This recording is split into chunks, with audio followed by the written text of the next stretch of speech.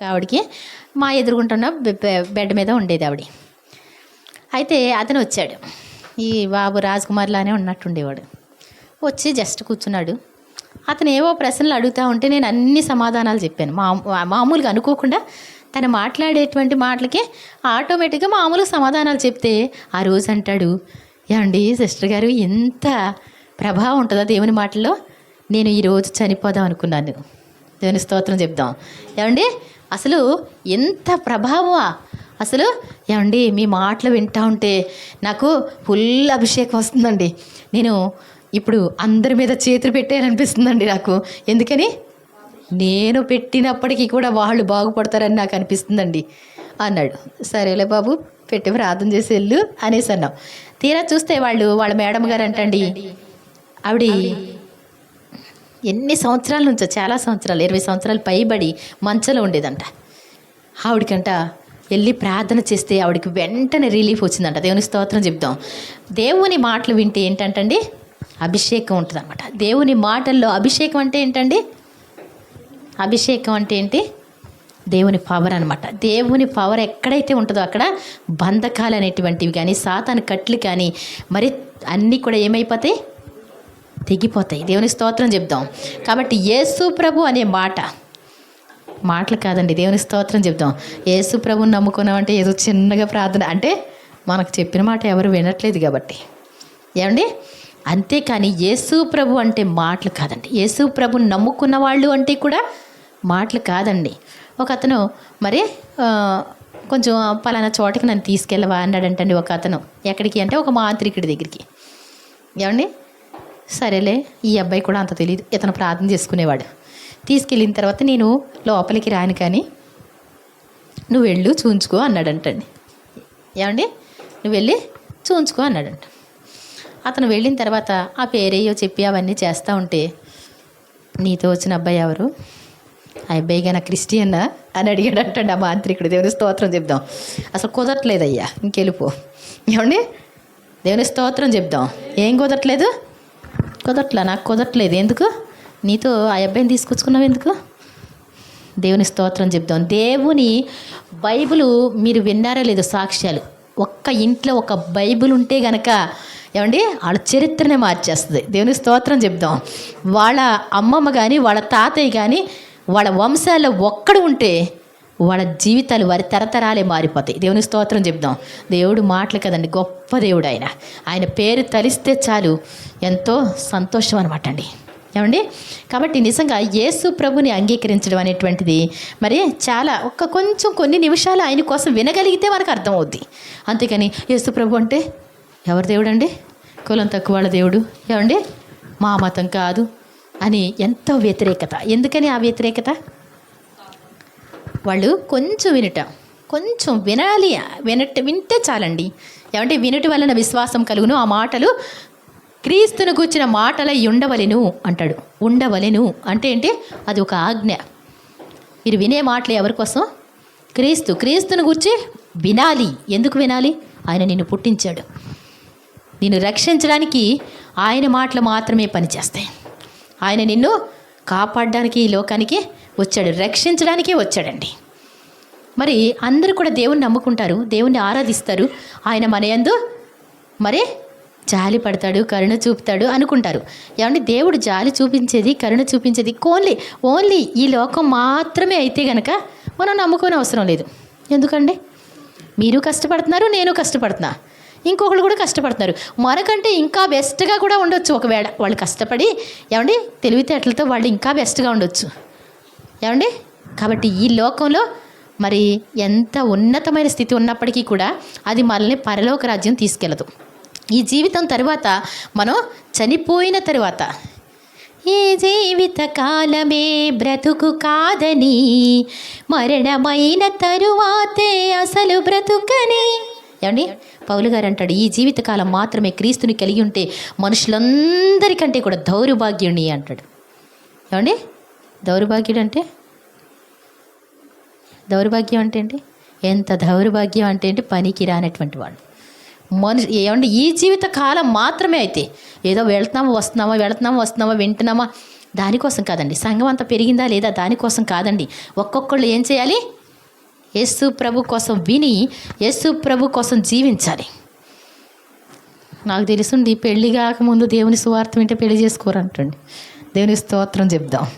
ఏమంటే అందరూ ఇప్పుడు అంటున్నారు, కుమారక్క నీకులా ఉంటే బాగుండు, ఇవే నీకులా ఉంటే ఎంత బాగుండు, మీదే సూపరు. ఎప్పుడు బాధలు పడలేక కష్టాలు పడలేక ఏమండి. కాబట్టి అలా కాదు. ఎందుకని దేవుని కోసం వినగలిగితే మాత్రం దేవుడు లాంటి ప్రేమికుడు ఉండరు. ఆయన మన కోసం ప్రాణం పెట్టాడు కాబట్టి మనం ఆయన కోసం ప్రాణం పెట్టాలన్న కోరిక వస్తుంది ముందే వింటే గనక. దేవుని స్తోత్రం చెప్దాం. అంటే ఒక విషయం ఏంటంటే, చిన్నపిల్లలకైనా చదువు విషయం చెప్పారనుకోండి, ఒరే అందరికంటే ఫస్ట్ వస్తే నీకు మరి సైకిల్ ఏదో ఒకటి కొని పెడతానరా అంటే వాడికి ఆ సైకిల్ చూసి చదవాలనిపిస్తుంది. ఆ తర్వాత మెల్లిగా అలా రూట్లో పెడితే ఏమండి కొంచెం హై స్కూల్కి వెళ్ళే స్టేజ్కి కొంచెం అవగాహన వస్తాయి. అదే కనుక మరి చెప్పకుండా ఉండి మా అమ్మాయి ఏం చదవదులేండి అలాగ ఉన్నారనుకోండి, ఎలా ఉంటుందండి? వాళ్ళకి తెలియదు కదా, ఎలా జీవించాలో తెలియదు. ఒక ఫౌండేషన్ అంటూ వేసుకుంటూ వస్తే వాళ్ళు మరి పిల్లల్ని గొప్ప చదువులు చదువుకోవాలి అని చెప్పి మరి వాళ్ళని ప్రోత్సహిస్తూ ఉంటే, వాళ్ళని మరి ట్యూషన్ పెట్టించి మంచిగా చదివిస్తూ ఉంటే, వాళ్ళని క్రమబద్ధంగా వాళ్ళకి నేర్పిస్తూ ఉంటే వాళ్ళేనండి పెద్ద మరి ఐఏఎస్ ఆఫీసరు, ఐపీఎస్, ఏమండి డాక్టర్స్. ఎవరు? చిన్నప్పుడు తల్లిదండ్రులు మాట విన్నవాళ్ళు, చిన్నప్పుడే తల్లిదండ్రులు వాళ్ళకి నేర్పించిన వాళ్ళు. అంతేగాని అసలు చదువు విలువ ఏంటో తెలియదు. ఏమండి తెలియకపోతే వాళ్ళు ఏమైపోతారు? మామూలుగా తయారైపోతారు. అలాగే భక్తి విలువ కూడా తెలిస్తే చదువు ఎంత విలువో అన్నిటికంటే హైయెస్ట్ ఏదండి? భక్తి. ఏమండి మరి 16వ కీర్తనలో అంటాడు భక్తుడు, భూమి మీద ఉన్న భక్తులే శ్రేష్ఠులు, వారు కేవలం నాకు ఇష్టలు. దేవుని స్తోత్రం చెప్దాం. భక్తులు అంటే ఎవరండి? ఏమండి భక్తులు అంటే ప్రేమికుల కంటే మించినటువంటి వాళ్ళు. ప్రేమ ఏమండి ప్రాణం పెట్టేస్తుంది. ప్రేమ భక్తి ఏం చేస్తుందండి? ఇంకా అంతకంటే ఎక్కువ. దానికి మాటలు లేవండి. దేవుని స్తోత్రం చెప్దాం. అందుకే మరి వాళ్ళు భక్తిగా ఉండడం నేర్చుకున్నారు. ఎవరు? దానియేలు, షడ్రక్, మేషక్, అబేద్నెగోలు, లేకపోతే ఎస్తేరు, మొర్దెకై, ఏమండి వీళ్ళందరూ కూడా, యోబు గారు, ఇలాంటి భక్తులు చాలా మంది ఉన్నారు. భక్తులు. దేవుని స్తోత్రం చెప్దాం. కాబట్టి మరి అన్నిటికంటే విలువైంది ఏంటంట? భక్తి నేర్పించుకోవాలి మనం. పిల్లలకి భక్తి నేర్పించుకుంటే వాళ్ళు ఏం చేస్తారు? ఏమండి వాళ్ళు రక్షించుకుంటారు, ఎదటి వాళ్ళని కూడా రక్షించుకుంటారు. మరి చదువు అయితే వాళ్ళు రక్షించుకోలేరు. ఏమండి ఎదటి వారికి కొంచెం హెల్ప్ చేస్తారు ఈ భౌతిక జీవితంలో కొంతవరకు, అంతే. ఏమండి కాబట్టి అందుకే అంటాడు, ఏమండి 39వ కీర్తనలో అనుకుంటా మరి ఉంటుంది ఏంటంటే, ఏ విధం చేతనని ఏ మనుషుడును తన సహోదరుని విమోచించలేడు, అట్టి విమోచన క్రయదానం చాలా గొప్పది. ఏమండి ఏ విధము చేతనైనా, 10వ వచనం అనుకుంటా చూడన్నా, ఎవడను ఏ విధము చేతనైనను. చూడండి ఈ లోకంలో ఎవ్వరు కూడా ఏ విధము చేతనైనప్పటికీ కూడా తమ సహోదరుని కానీ, తమ భార్యలను కానీ, తమ పిల్లలను కానీ, ఇంకెవరిని కూడా విమోచించడం అంటే ఏంటండి? పాపశాప దోషాల నుంచి విడిపించడం. ఏమండి పాపం నుంచి విడిపించడం ఎవరి వల్ల కాదంట. అట్టి విమోచన క్రయధనము కొంచెం పైన, అట్టి విమోచన క్రయధనం బహు గొప్పదంటండి. ఏమండి గొప్పదేనా? అది అట్లా ఉండవలసిందే అంటాడు. చదవండి, కంటిన్యూ చేయండి.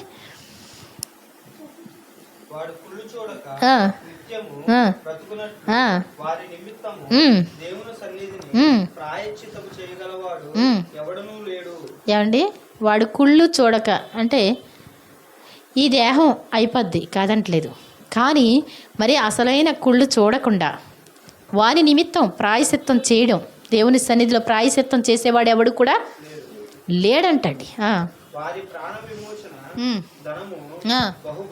వారి ప్రాణ విమోచన ధనము. దేవుని స్తోత్రం చెప్తాం ఒకసారి. నువ్వు రక్షింపబడడానికి, నీ ప్రాణాన్ని విమోచించడానికి, నీ ఆత్మను ఆయన నిత్య రాజ్యానికి తీసుకెళ్ళడానికి ఆ ధనం ఎంతో గొప్పదంటండి. ఏమండి అమెరికా వెళ్తే, లేకపోతే లండన్ వెళ్తే, లేకపోతే ఇక్కడికని కాదండి. ఈ వేషాలు పనికిరావు. ఏమండి? యేసు ప్రభువే మన వేస. దేవుని స్తోత్రం చెప్దాం. యేసు ప్రభువే మనకి మధ్యవర్తి. ఆయన చెల్లించాడండి. ఈ లోకంలో ఒక్క మనిషిని కూడా విమోచించలేనటువంటి పరిస్థితి. కానీ భూమి పుట్టినది మొదలుకొని ఆదాము హవ్వల నుండి మరి ఆయన రాకడ వరకు కూడా ఉన్నటువంటి వారిని అందరిని విమోచించడానికి పరలోకంలో ఉన్న దేవాది దేవుడు తన కుమారుడిని పంపించాడు అంటే ఆయన ఎంత గొప్పవాడో. దేవుని స్తోత్రం చెప్దాం. ఏమండి? యేసు ప్రభు వార్త మాకు తెలియదండి. ఏమండి? మేము అందుకే నరకానికి వచ్చామండి అనేవాళ్ళు ఉంటారంటారా? ఉంటారా? ఏమో మరి, నాకు తెలియదు. ఏదో విధంగా యేసు ప్రభు వార్త తెలియజేస్తాడు. దేవుని స్తోత్రం చెప్దాం. ఏమండి? బోళ్ళంతమంది మాంత్రికులు, ఏమండి, విగ్రహారాధికులు, వాళ్ళందరికీ కూడా యేసు ప్రభు వార్త వెళ్ళిందండి. ఏమై రమాబాయి అనే అమ్మాయి తెలుసండి మీకు? పండిత రమాబాయి. వాళ్ళు కూడా దేవుని నమ్ముకున్నారు. ఇంకా రామకృష్ణ పరమహంస అంటారు. వీళ్ళందరూ విన్నారు యేసు ప్రభు కోసం. దేవుని స్తోత్రం చెప్దాం. యేసు ప్రభు పుట్టక ముందు కూడా ఏమండి గౌతమ బుద్ధుడు కూడా ప్రవచించడని చెప్తారు కదా. ఏమండి? నిజంగా ఏంటంటే వెలుగు లోకములో ఉండెను, అది ప్రతి మనిషిని వెలిగిస్తుంది. యోహాను 1వ అధ్యాయంలో ఉంటుందండి, చదివితే మళ్ళీ సరిపోదు. అది ప్రతి మనిషి దగ్గరికి వస్తుందంటండి. లోకము తమ క్రియలు చెడ్డవైనందున వెలుగునొద్దకు రారు. ఏమండి? ఈ లోకంలో వెలుగు ఉందంటండి. ఏ వెలుగు? ఏమండి? మనిషి బ్రతికున్నప్పుడు ఏమండి దీపం పెడతారండి. ఏమండి? చనిపోయినప్పుడు పెడతారు. బ్రతికుంటే ఈ దీపం ఎక్కడుంది? మన లోపల ఉంది. చనిపోయిన తర్వాత మన తలకాడ పెడతారో లేకపోతే గుమ్మలో పెడతారో అర్థమవుతుందండి. ఈ దీపాలు మనం మండుచున్నటువంటి దీపాలు. అర్థమవుతుందండి. దేవుని స్తోత్రం చెప్దాం. కాబట్టి ఇది మరి లోకములో వెలుగు ఉండేను, అది యేసు ప్రభు. నేను లోకమునకు వెలుగై ఉన్నాను అన్నారు యేసు ప్రభు వారు. కాబట్టి యేసు ప్రభుని అంగీకరించే ప్రతి ఒక్కరు కూడా మరి యేసు ప్రభుని అంగీకరించే వాళ్ళు ఏంటండి? తమ పాపాలు ఒప్పుకోవడం కోసం, తమ పాపాలని మరి విడిచిపెట్టడం కోసమే యేసు ప్రభు దగ్గరికి వస్తారు. ఆ పాప భారంతో నలిగిపోతున్న పరిస్థితిలో దేవుడు ప్రత్యక్షమై వాళ్ళకి ప్రశాంతత వచ్చిందండి అని చెప్తారు. ఏమండి? అవునా కాదండి? దేవుని మాటలు వింటే ఏమవుద్దండి? ప్రశాంతత వస్తుంది. దేవుని స్తోత్రం. మరి దేవుని మాటలు వినకుండా పారిపోతే ఏంటండి? పారిపోతున్నారంటే డాంబికులైన పాపాత్ములు నీ సన్నిధిలో నిలవలేరంటండి, కూర్చోలేరండి. ఇలా కూర్చున్నారు అంటే ఏంటంటండి? నీ పేరు నాకు పెట్టబడిను కాబట్టి నీ మాటలు నాకు ఆనందమును కలుగజేయుచున్నవి అంటాడు ఇర్మియా ప్రవక్త. దేవుని స్తోత్రం చెప్దాం. దేవుని పేరు మనకు పెట్టబడితే, వీళ్ళు దేవుని బిడ్డలు అని ముద్రింపబడితే అప్పుడు దేవుని మాటలు మనకి ఆనందాన్ని కలుగజేస్తాయి. లేకపోతే సినిమా పాటలు, డాన్సులు, తిరణాలు ఇవన్నీ కూడా బాగా నచ్చుతాయండి. ఏమండి? అవునా కాదా? మన ఇష్టానుసారమైనటువంటి జీవితాలు నచ్చుతాయి. కాబట్టి యేసు ప్రభు అనేటువంటి నామం మనల్ని ఉద్ధరించే నామం. దేవునికి స్తోత్రం చెప్దాం. మరి అందరూ దేవుణ్ణి నమ్ముకోవాలని ఆశపడతా ఉంటారు, అందరూ దేవుణ్ణి కలుసుకోవాలని ఆశపడతా ఉంటారు. ప్రతి ఒక్కరికి ఒక హృదయంలో ఉన్న ఆశ ఏంటంటే లోపల అది ఎవరిదండి? ఈ ఆత్మ అది ఎప్పుడు కోరుకుంటూ ఉంటుంది. ఏమని కోరుకుంటుంది? అస్సలు రూపం కనపడిపోతే ఏదో రూపానికి నమస్కారం చేస్తూ ఉంటుంది. అవునా కాదండి? కావాలి, దేవుడు కావాలి. వాళ్ళకి మనిషికి దేవుడు కావాలి. అసలైన దేవుడు దొరకనప్పుడు ఏదో ఒక రాయో రప్పో చెట్టో ఏమండి దేవుడని నమ్ముతారు. అసలైంది వచ్చినప్పుడు ఏమైపోద్దండి? మిగిలినవన్నీ కూడా అవన్నీ తొలగింపబడతాయి కదా. కాబట్టి నిజంగా దేవుడికి మానవునికి సంబంధం ఉంది అని దీన్ని బట్టి మనకి అర్థమవుతుంది.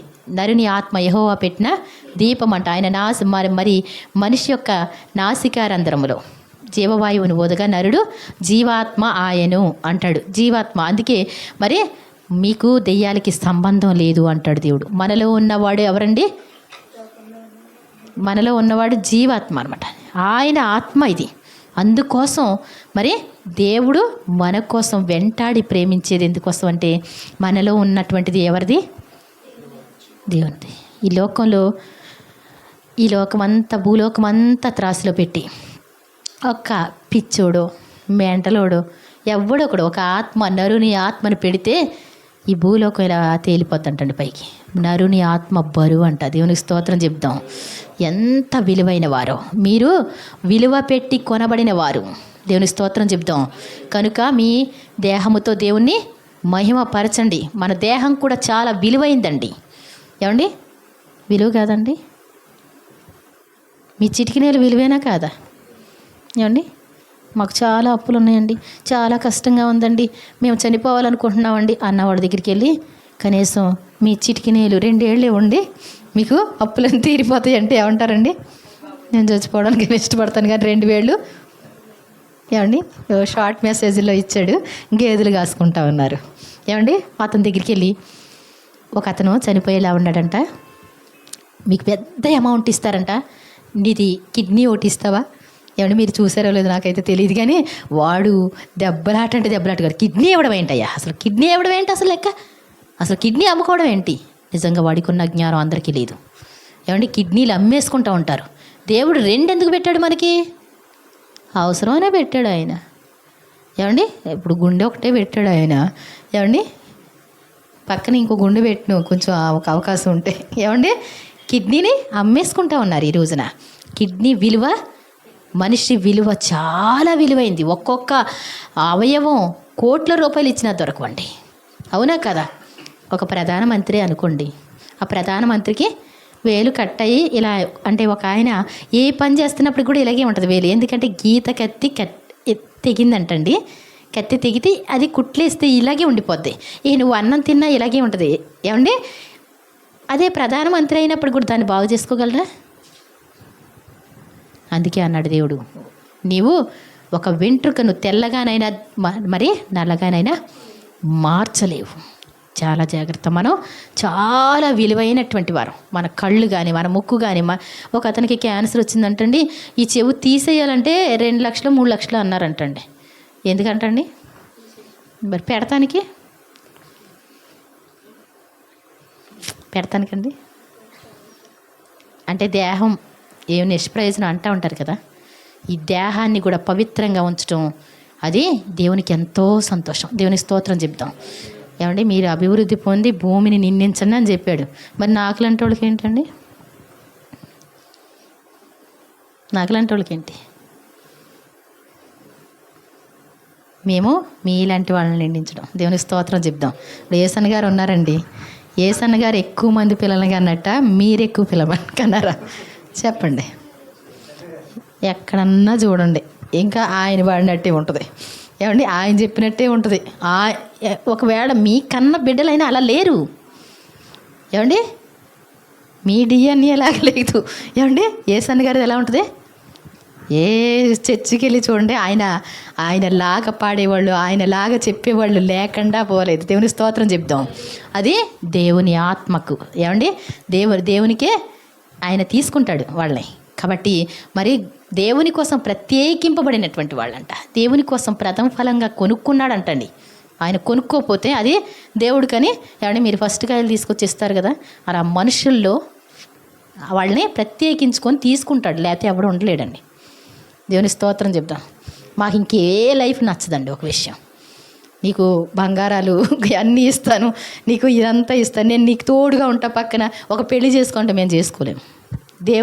దేవుడు ఈ మాట మాత్రం రాజీ పడిపోతాం. ఏమండి, మాకు వద్దు ప్రభువా. ఏమండి, అది మనసులో మైండ్లో ఉండదండి. ఆయన ఉండి చేసుకొని ఇచ్చే నా చిత్తమే అన్నా కానీ మీరు చాలు ఆయన. దేవుని స్తోత్రం చెప్దాం. అది లేదండి మైండ్లో. ఏమండి, కాబట్టి నిజంగా ఏంటంటే ఈ శరీరం అనేటువంటిది చాలా విలువైంది. అందరికీ శరీర విలువ కూడా తెలియదు. దేవుని వల్ల మీకు అనుగ్రహింపబడిన దేవాలయం అంటండి. మందిరాన్ని పరిశుద్ధంగా ఉంచారుగా. ఎన్నటెన్నటికీ నీ మందిరము పరిశుద్ధతయే నీ మందిరానికి అనుకూలం అంటాడు. అలాగే ఈ మందిరాలకు కూడా ఏం కావాలి?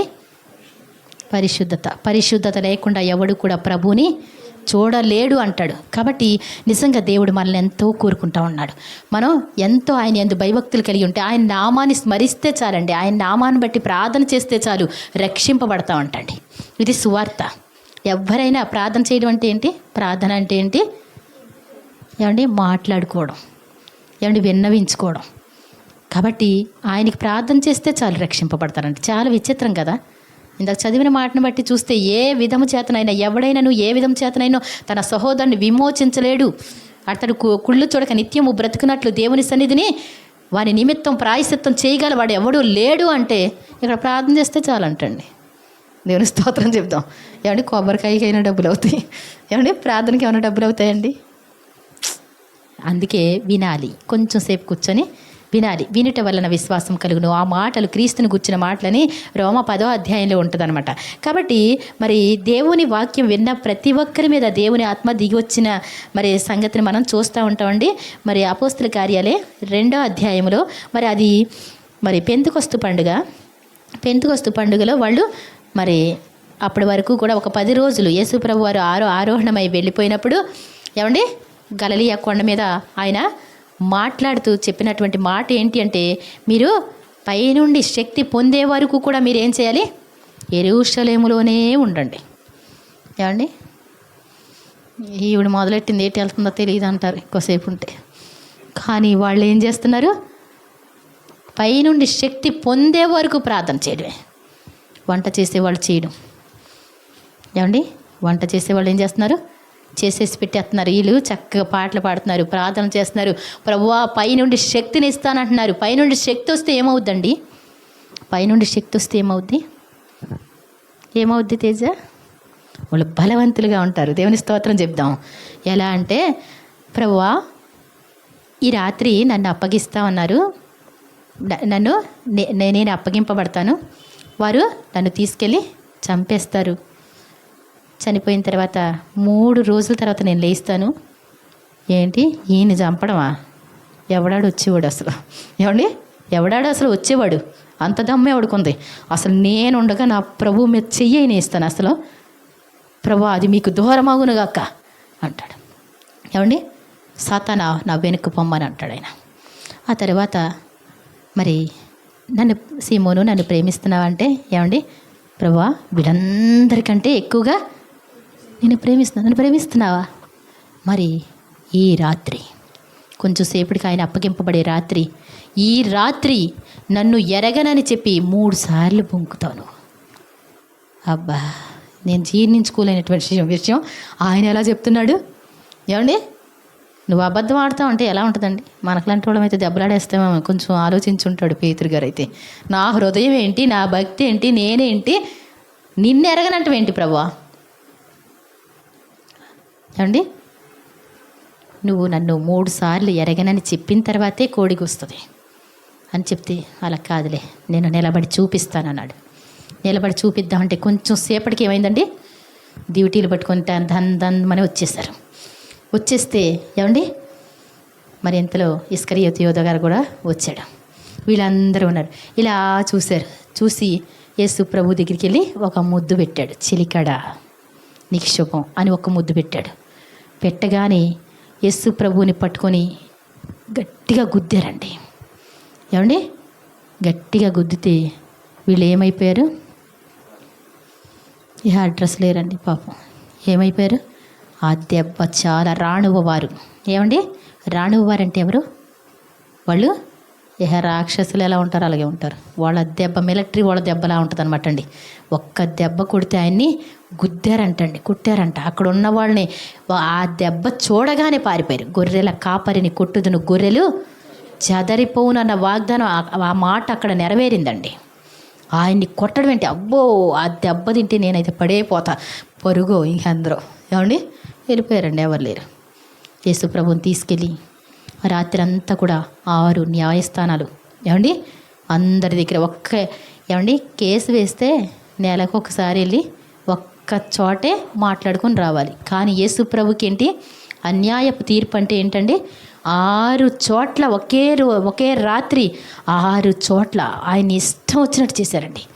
ఆ పైన అంతస్తులోంచి ఆయన తోస్తే కింద పడి ముద్ద అయిపోతాడంట. ఇష్టం వచ్చినట్టు బంతులాడేశారు. అలాంటి పరిస్థితిలో యేసు ప్రభుకి సంఖ్యలు వేసి ఇలా తీసుకొస్తూ ఉంటే ఏమండి అప్పుడు చూశాడు పేతురు గారు. ఏమండి అప్పుడు కోడి కూసింది. ఏమండి 3వసారి అది. ఫస్టే ఏమండి చలిమంట దగ్గర చిన్నది చూసే ఉంది. అచ్చో నీ మాట ఆయన మాటలా ఉందేంటి? నీవు కూడా ఆయన శిష్యుడివా? ఏం చెప్తున్నావు అమ్మ అసలు? ఏం చెప్తున్నావు? ఎలా అనిపిస్తున్నాను నేను అసలు నీకు? వరే ఉందిలే అసలు ఆ దెబ్బ గుర్తొస్తుందండి అస్తమానం. ఇంకా అక్కడి నుంచి నిజమే ఈ అబ్బాయి మాట అలాగే అనిపించింది. ఆయన మాట్లాడుతుంటే విన్నా నేను, అలాగే అనిపించింది. బాగానే ఉందిలే. ఇంకొక చోటకి వెళ్ళి కూర్చున్నాడు అంటండి. అక్కడ ఏమన్నారంటండి, అక్కడ ఇంకో చిన్న చూసిందంటండి. అక్కడ చిన్న చూసి ఏముంది, నీ పలుకు నీ మీద సాక్ష్యం పలుకుతుంది. సేమ్ అలాగే ఉందేంటి మాట. ఆయన అనుకున్నాను నేను. అంటే అక్కడ కూడా బొంకేసి అక్కడి నుంచి తప్పించుకోవడానికి పారిపోతున్నాడు. కానీ యేసు ప్రభు చెప్పిన మాట ఏమాత్రం గుర్తుకురాలా. అర్థమవుతుందండి. అభిషేకం లేకపోతే మనం ఏం చేస్తున్నాం మనకి తెలియదు. ఆత్మహత్య చేసుకునేవాళ్ళు, మొన్న ఒక అబ్బాయి చనిపోయాడు కదా, చనిపోతే నేను అన్నాను, అయ్యో ఇక్కడికి ఎప్పుడు వందనాలండి అనుకుంటూ వెళ్తూ ఉండేవాడు కదా, అయ్యో ఇక్కడికి వస్తే బాగుండు సారు అంటే, అది సైతాన్ తరిమితే ఏం చేస్తుంది, ఇంకేమీ ఆలోచించరు వాళ్ళు, ముందుకు వెళ్ళిపోతూ ఉంటారు. యేసు ప్రభు మూడోసారి యేసు ప్రభు ఆయన చూపు పేతురుగా చూపు కలిసినప్పుడు మూడోసారి ఇలా బొంకుతా ఉన్నాడు. యేసు ప్రభు ఇలా చూశారు. చూడగానే కొక్కురోకు అనగానే అప్పుడు గుర్తొచ్చిందనమాట. బయటికి పోయి సంతాపపడి, నిజంగా ఎంత దారుణమా పేతురు, నువ్వెంత దారుణమైన వ్యక్తి అనుకోలేదు, అయ్యో అని చెప్పి తను పశ్చాత్తాపడి ఇలా బ్రతకడం ఎందుకు, అసలు నా జీవితంలో ఎలా చేశాను నేను, ఆయన నిన్ను అడిగాను, నేనే అందరికంటే బెస్ట్ అనిపించుకునేలా చేశాను, అందరికీ ఉన్న సందేహాల కంటే కూడా నాకు ఎక్కువ సందేహాలు ఉన్నా నేను ఎప్పటికప్పుడు తీర్చుకునేవాడిని, ఏంటి ఈ పరిస్థితి ఏంటి, చాలా దుఃఖపడి ఏడవడం జరిగింది. అభిషేకం లేకపోతే ఏమవుద్దండి, నీకు వాక్యం తెలుసు కానీ ఆ యొక్క సందర్భం వచ్చినప్పుడు నిలబడలేనటువంటి పరిస్థితి ఉంటుంది. అభిషేకం ఉంటే ఏమవుద్దండి, మీరు మ్రానున వేలాడు వేసినటువంటి ఆ యేసే, మరి ఏమండి, మృతుల్లోంచి లేచిన ఆ యేసే జీవాధిపతి, ఆయన్ని మీరు చంపారు. దేవుడంట మనకి మృతులకి సజీవులకి న్యాయాధిపతిగా ఉండడానికి ఆయన పంపిస్తే జీవాధిపతిని చంపేశారు, మీరు వేలాడి తీశారు. అప్పుడు దాకా ఏమని పారిపోయినోడు ఇప్పుడు ఏమన్నాడండి, మీరే చంపేశారు. అతని మాటలు వింటే అందరికీ ఆశ్చర్యం అయిందంటండి. దేవుని స్తోత్రం చెప్దాం. ముందు మాటలకి తర్వాత మాటలకి ఏమాత్రం కూడా పోలిక లేదు. కాబట్టి అభిషేకం కావాలి మనిషికి. దేవా మీ ఆత్మతో నన్ను అభిషేకించండి అని చెప్తే దేవుడు మనల్ని ఏం చేస్తారు, అభిషేకం ఇస్తారు. అభిషేకం కావాలంటే యేసు ప్రభు కోసమే వినాలి. ఏమండి, ఎవరి కోసం వినాలి? నేను ఒకసారి హోసన్న మీటింగ్కి వెళ్ళాను. అర్ధరాత్రి అయింది. ఇది చెప్తే నమ్మరు, పెద్ద వర్షం వస్తూ ఉంటే అందరు బుక్స్ అన్నీ తడిసిపోతూ ఉన్నాయి, మా బట్టలు కూడా తడిసిపోతున్నాయి. నేను వెంటనే బండి దగ్గరికి వెళ్ళి బైబిల్ అందుట్లో పెట్టేసి సెల్లో బండిలో పెట్టేసి వచ్చి నిలబడ్డాం. మేము అనుకున్న ఇంత పెద్ద వర్షం వస్తుంది, ఎవ్వరు కదలట్లేదండి అసలు అశ్వరాపేట. అలాంటి పరిస్థితిలో అలా ఉన్నాం. తీరా చూస్తే అశ్వరాపేట రోడ్డు ఎలా ఉందండి, మోకాళ్ళు లోతులున్నాయి, గోతులు, అంత గోతులు, కానీ ఫుల్గా వాటర్తో నిండిపోయినాయండి. వెళ్ళేటప్పుడు ఎటు వెళ్తున్నామో తెలీదు, వెళ్ళేటప్పుడు బండి ఎలా వెళ్తుందో తెలీదు. ఒక గోతులో ఢామ్మని పడితే సరు మోకాలు చితికిపోయిందన్నాను నేను. ఏమండి, ఎంత లోతు, నార్మల్ కాదు, ముక్క చెక్కలు అయిపోవాలి, టైరు అది విరిగిపోవాలి. ఏమండి, నా కాలు కూడా అలా వెళ్ళి అలా గుద్దుకుంది, డ్రెస్ కూడా చిరిగిపోయింది. అక్కడ డ్రెస్సు చిరిగి ప్యాంటు చిరిగితే నాకు మోకాలకి దెబ్బ తగలదా? దేవుని స్తోత్రం చెప్దాం. నిజంగా నేను ఎప్పుడు కూడా దేవునికి ఎప్పుడు కృతజ్ఞతలుగా చెప్పుకుంటాను, ప్రభువా బండి మీద ఎప్పుడు కూడా నాకు దెబ్బలు తిన్నదేమీ లేదండి. ఎంతోమంది ఎన్నో యాక్సిడెంట్లు అవుతాయి, ఎన్నో దెబ్బలు గాయాలు ఉంటాయి, కానీ ఇంటికి వెళ్ళి చూసి జస్ట్ లైట్గా ఇలా రాసుకుందంతే, ఏమాత్రం కూడా ఏమీ అవ్వలేదు. అనుక్షణం దేవుడు ఏం చేస్తారు, కాపాడుకుంటూనే ఉంటాడు. ఆయన మాటలు వింటే, ఆయన మాటలు ఎంతో మధురమైనవి అనమాటండి. కాబట్టి నిజంగా యేసు ప్రభువుని కూర్చున్నటువంటి మాటలు వినడం ద్వారా దేవుడు నీలోకి వస్తారు. దేవుని స్తోత్రం చెప్దాం. మన హృదయాలు ఏమవుతాయండి, తెరవబడతాయి. లూదియా దేవుని వాక్యం వింటే తెరవబడింది. కాబట్టి ఇక్కడ మరి ప్రభునామాన్ని బట్టి ప్రార్థన చేయ వారందరూ చూడండి ఒకసారి 2వ అధ్యాయము 21వ వచనం చూడండి. 2:21 అపోస్తుల కార్యాలు.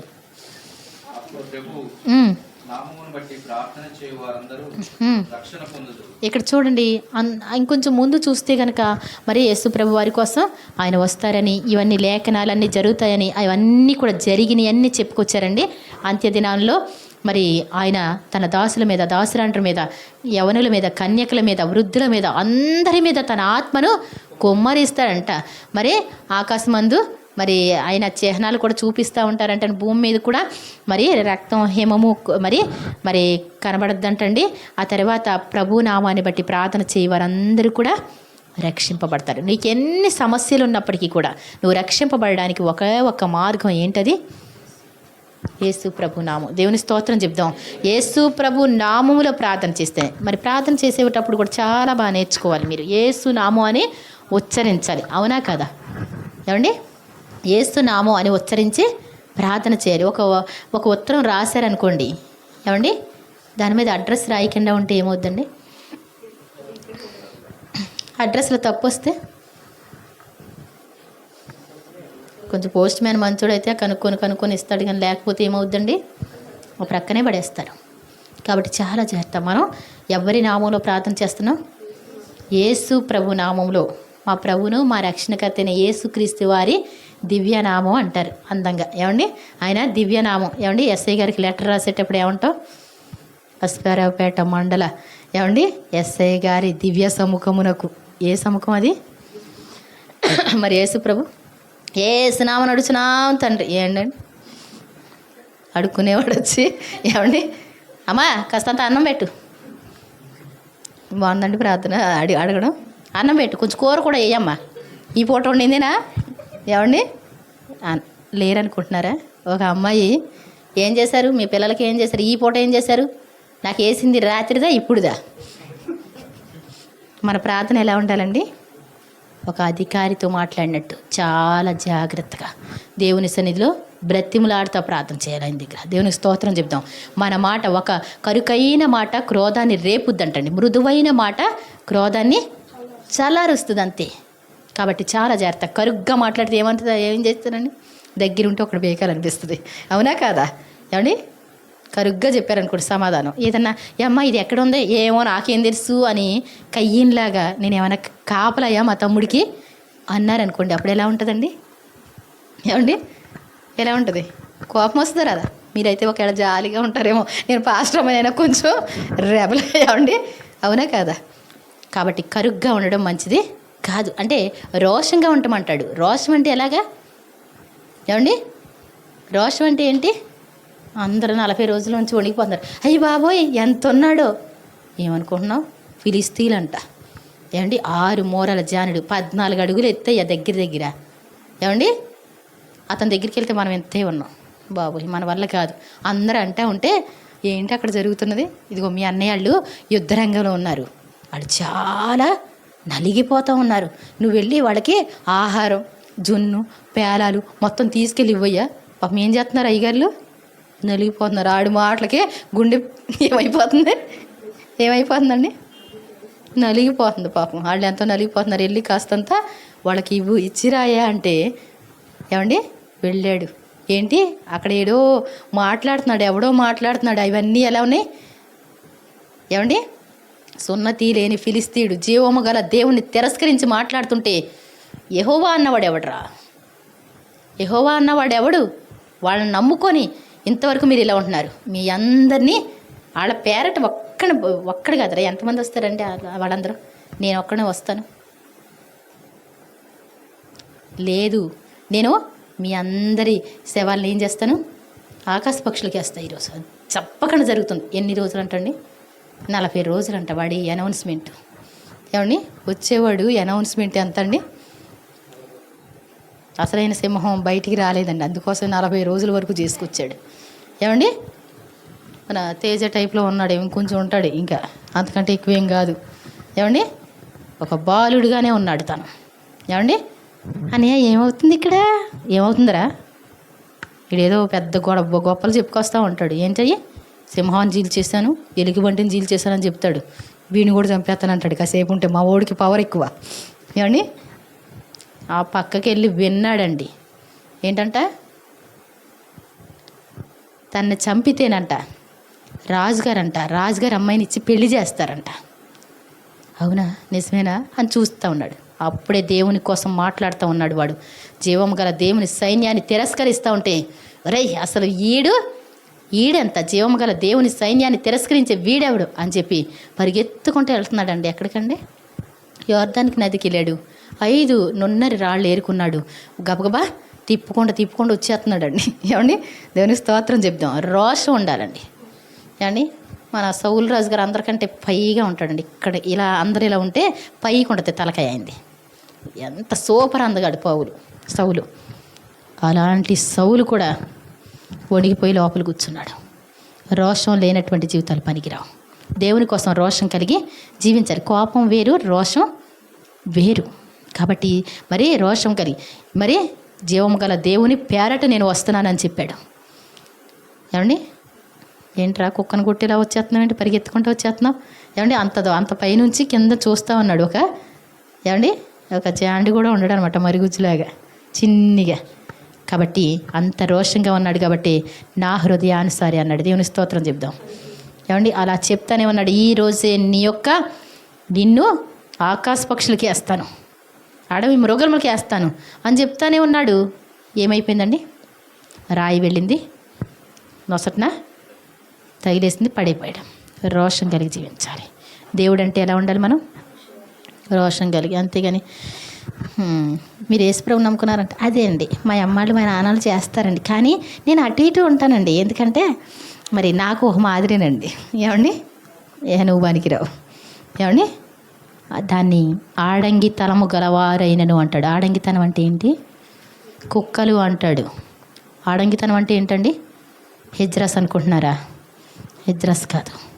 ఆడంగితనం అంటే ఏంటి? కొంచెం సేపు అక్కడ పవర్గా ఉంటారు, ఇక్కడికి వచ్చేసరికి ఏమంటారు? ఏమండి? ఇది ఏదన్నా ఎవరన్నా ఇస్తుంటే నేను కూడా కొంచెం ఏమండి టీవీ చూస్తూ ఉంటే మంచి సినిమా అయినా ఏమండి ఉన్నారు కదా, అసలు దేవుని మాట ఎత్తారండి అక్కడ. ఆడంగితనం అంటే అది. మగసిరి అంటే ఏంటి? దావీదు భక్తుడిది.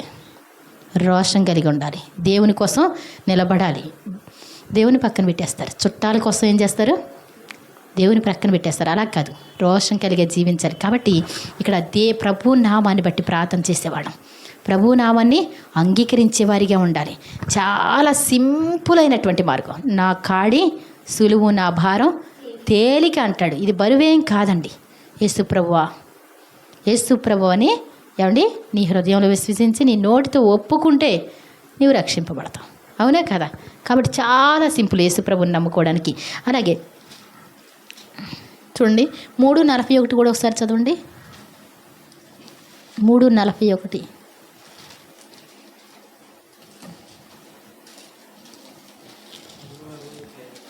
సారీ 4:41. నేను అలా రాశాను అక్కడ. 5:41. ఓకే, 5:41 అపోస్తలుల కార్యాలు.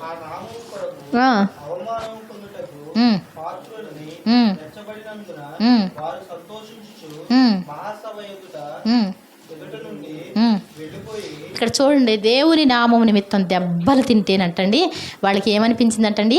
ఆ నామము నిమిత్తం ఏమండి యేసు ప్రభు నామం నిమిత్తం, యేసు ప్రభు మా కోసం ఎన్నో నిందలు అవమానాలు భరించాడు. కాబట్టి మేము కూడా ఈ లోకంలో దేనికోసం కాదండి. ఏమండి దేనికోసం?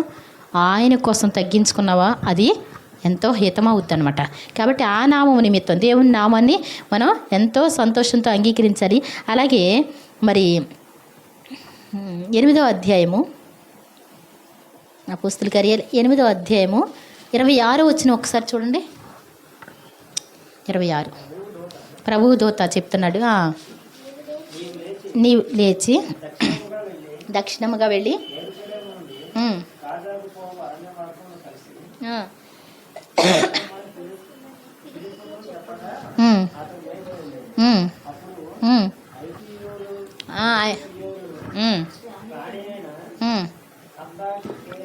కందాకి క్రింద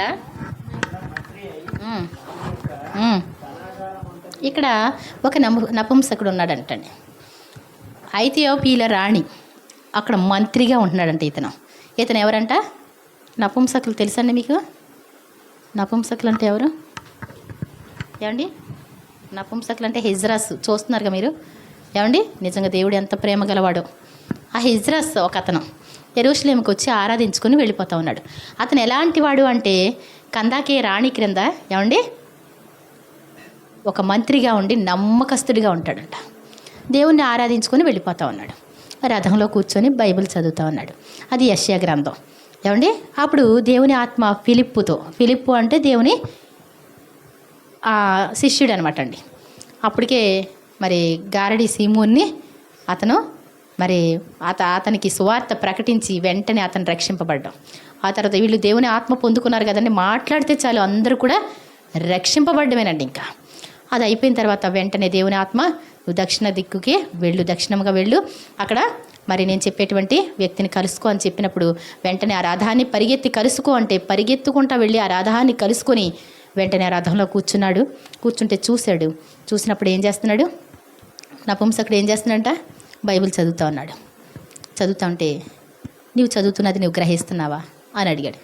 గ్రహిస్తున్నావంటే నాకు ఎవరు చెప్పకపోతే నాకేమి, ఈ బైబిల్ మీకు ఇచ్చేసాను అనుకోండి, ఇప్పుడు వింటున్నారు, మీకు అర్థమైపోద్దండి మామూలుగా ఈ బైబిల్ ఇచ్చేస్తే కదా. కాస్తంత విన్నారనుకోండి, కొన్నాళ్ళు వింటే ఏం చేస్తారు మీరు, నాకంటే బాగా చెప్పగలుగుతారు, అవునా కదా.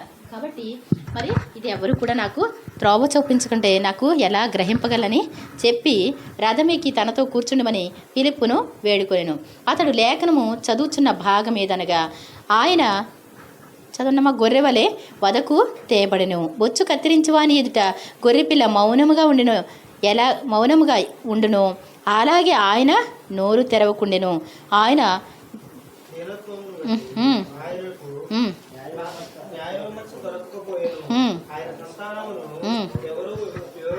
ఇక్కడ చూడండి యెషయా గ్రంథం 53లో ఉంటుంది. ఇదంతా కూడా చదవద్దులండి, ఇది అంటే లేట్ అయిపోద్ది. ఇక్కడ నపుంసకుడు రక్షింపబడడానికి చాలా సింపుల్గా అనమాట అండి అని అలా చెప్తుంటే ప్రవక్త ఎవరి కోసం చెప్తున్నాడు ఈ మాటలు అంటే మొన్న మధ్యం జరిగినాయి కదా, యేసు ప్రభు అని ఆయన సిలువ వేశారు కదా, ఆయన కోసమే. ఆయన్ని దేవుడు అభిషేకించి ప్రభువుగా క్రీస్తుగా ఉండడానికి మన రక్షించడానికి ఈ లోకానికి పంపిస్తే ప్రజలందరూ ఏం చేశారు, ఆయన చంపేశారు.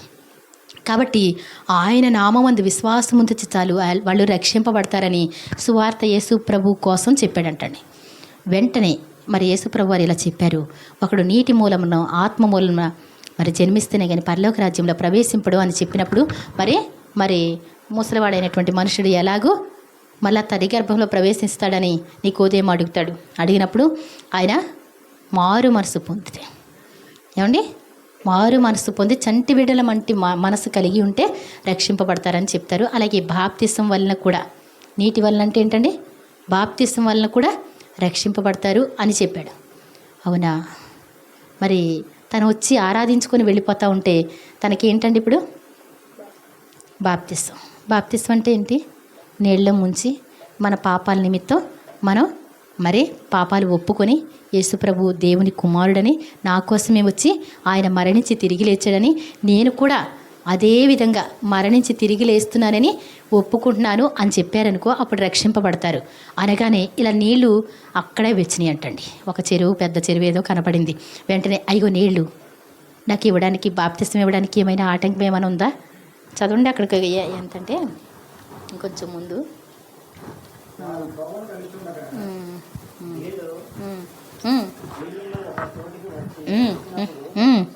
నపుంసకుడు ఇదిగో నీళ్ళు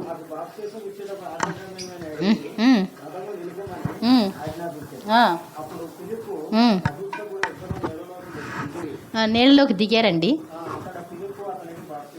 దేవుని స్తోత్రం చెప్దాం. కాబట్టి యేసు ప్రభు బోధ వింటే ఏంటంటండి రక్షింపబడాలన్న ఆశ వచ్చింది. వెంటనే బాప్తిసం తీసుకున్నాడు. మనం ఎన్ని సంవత్సరాలకు తీసుకుంటామండి బాప్తిసం, ఏమండి మనం ఎన్ని సంవత్సరాలకు తీసుకుంటాం బాప్తిసం?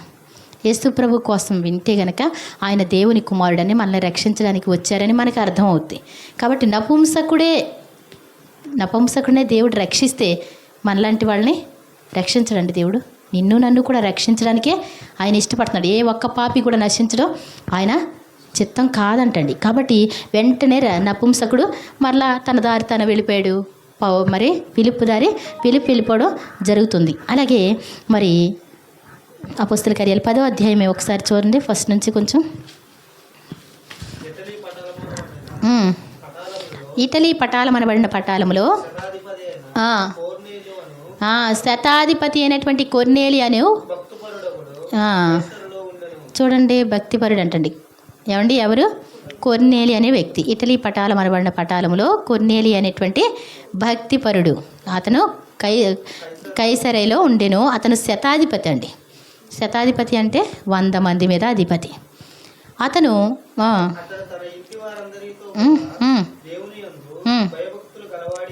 దేవుని స్తోత్రం చెప్దాం. ఏమండి మన ఇంటి వారందరూ భయభక్తులు ఉంటాయండి. ఒకళ్ళు వస్తే ఒకళ్ళు రారు. ఎవరి దారి వాళ్ళది. ఏమండి ఎప్పుడు ప్రార్థన అంటే అప్పుడు ఎవరి ప్రార్థన వాళ్ళు చేసుకుంటారు, ఎవరికి నచ్చినప్పుడు చెప్తారు. కానీ ఇతను మాత్రం తన ఇంటి వారందరితో కలిసి భయభక్తులు కలిగి ఉన్నారు. కలిసి అంటే ఏంటండి? కుటుంబ ప్రార్థన ఉంటుంది, వాళ్ళందరూ సంఘానికి వెళ్తారు, మరి భక్తిపరులుగా ఉంటా ఉన్నారు. ఇతను ఏంటంటే 100 మంది మీద అధిపతి, రాజ సంస్థానంలో ఉంటా ఉన్నాడు. 100 మంది మీద అధిపతిగా ఉన్నాడు. ఏమండి ఇతను భక్తి కలిగి, కుటుంబం అంతా భక్తి కలిగి ఉన్నారు. ఆ తర్వాత ప్రజలకి ఎప్పుడు కూడా బహుధర్మము చేయించున్నాడు. దేవుని స్తోత్రం చెప్దాం. ఏమండి బహుధర్మం ఎప్పుడు చేస్తారు? మోక్షంలో మనకి ప్రతిఫలం ఉంటుందని తెలిసినప్పుడు ఏం చేస్తాం? బహుధర్మం చేస్తాం. దేవుని స్తోత్రం చెప్తాం. ఇందాకేమనుకున్నామండి? ప్రభువు నామాన్ని బట్టి ప్రార్థన చేయవాడెవడో వాడు రక్షింపబడతాడు. ఇతను యేసుప్రభు వారు అప్పటికి తెలవదండి. యేసుప్రభు వారు ఈ యొక్క కొర్నేలి గారికి యేసుప్రభు వారు తెలుసండి? తెలియదండి. కానీ ఎలా ఉన్నాడు అతను? చాలా భక్తిగా ఉన్నాడు. ఇంటి వారందరితో భక్తి కలిగి ఉన్నాడు. తన ఉద్యోగంలో మనమైతే ఇంకా ఏమండి ఏంటి మనం చేసుకో ఇంక ప్రార్థన ఎవరన్నా చెయ్యాలి. ఏమండి అవునా కదా? ఏదన్నా అధికారం వచ్చిందనుకోండి, నేను ఇక వీళ్ళు పక్కన వాళ్ళు మొర పెడతా ఉండాలి. నాకు లాంటి వాళ్ళు ఉండాలి అలాంటి వాళ్ళకి. ఏమండి అర్థమవుతుందండి? కాబట్టి ఈయన అంటండి తన ఇంటి వారందరితో కూడా ప్రార్థన చేస్తూ ఉండేవాడు. ఎల్లప్పుడూ దేవునికి ప్రార్థన చేయించుండేవాడు. ప్రార్థనా కాలం ఎప్పుడంటండి? మొన్న మా అన్నయ్య దగ్గరికి జస్ట్ వెళ్ళాం. అప్పుడు తను చెప్తున్నాడు, అప్పుడే నాకు కాన్ఫరెన్స్ అయింది. చాలా 3:30 గంటలు ఈజీగా ప్రార్థన చేశారు అందరూ పగలు. మనం రాధిక వాళ్ళదే ఉపవాస ప్రార్థన పెట్టినప్పుడు. తర్వాత నేను వెళ్ళాను. అప్పుడు అంటున్నాడు, అమ్మ 20 నిమిషాలే ఉంది, 3 అవ్వడానికి 20 నిమిషాలే ఉంది. నేను ఇంకెవ్వరు వైపు చూడకుండా మరి శనివారం పలహారం కోసమని టక్మని వెళ్ళి వచ్చేసి అక్కడికి 5 నిమిషాలు దాటిపోయిందమ్మా అన్నాడు. ఏమండి 3 గంటలు అంటే వాళ్ళు ఏం చేస్తారు? ఒక్క 5 నిమిషాలు, 1 నిమిషం కూడా కదండి, చాలా జాగ్రత్తగా వెళ్ళిపోతారు ప్రార్థనలోకి. వాళ్ళు 3 గంటలకి ప్రార్థనలోకి వెళ్ళిపోతారు. ఇక్కడ కూడా కొన్నేళ్ళు ఏంటంటండి 3 గంటలకి, ఇంచుమించు 3 గంటలకి ప్రార్థన చేస్తూ ఉన్నాడంటండి. దేవుని దూత వచ్చి అతనితో మాట్లాడితే ఏమని మాట్లాడాడంటండి దేవుని దూత?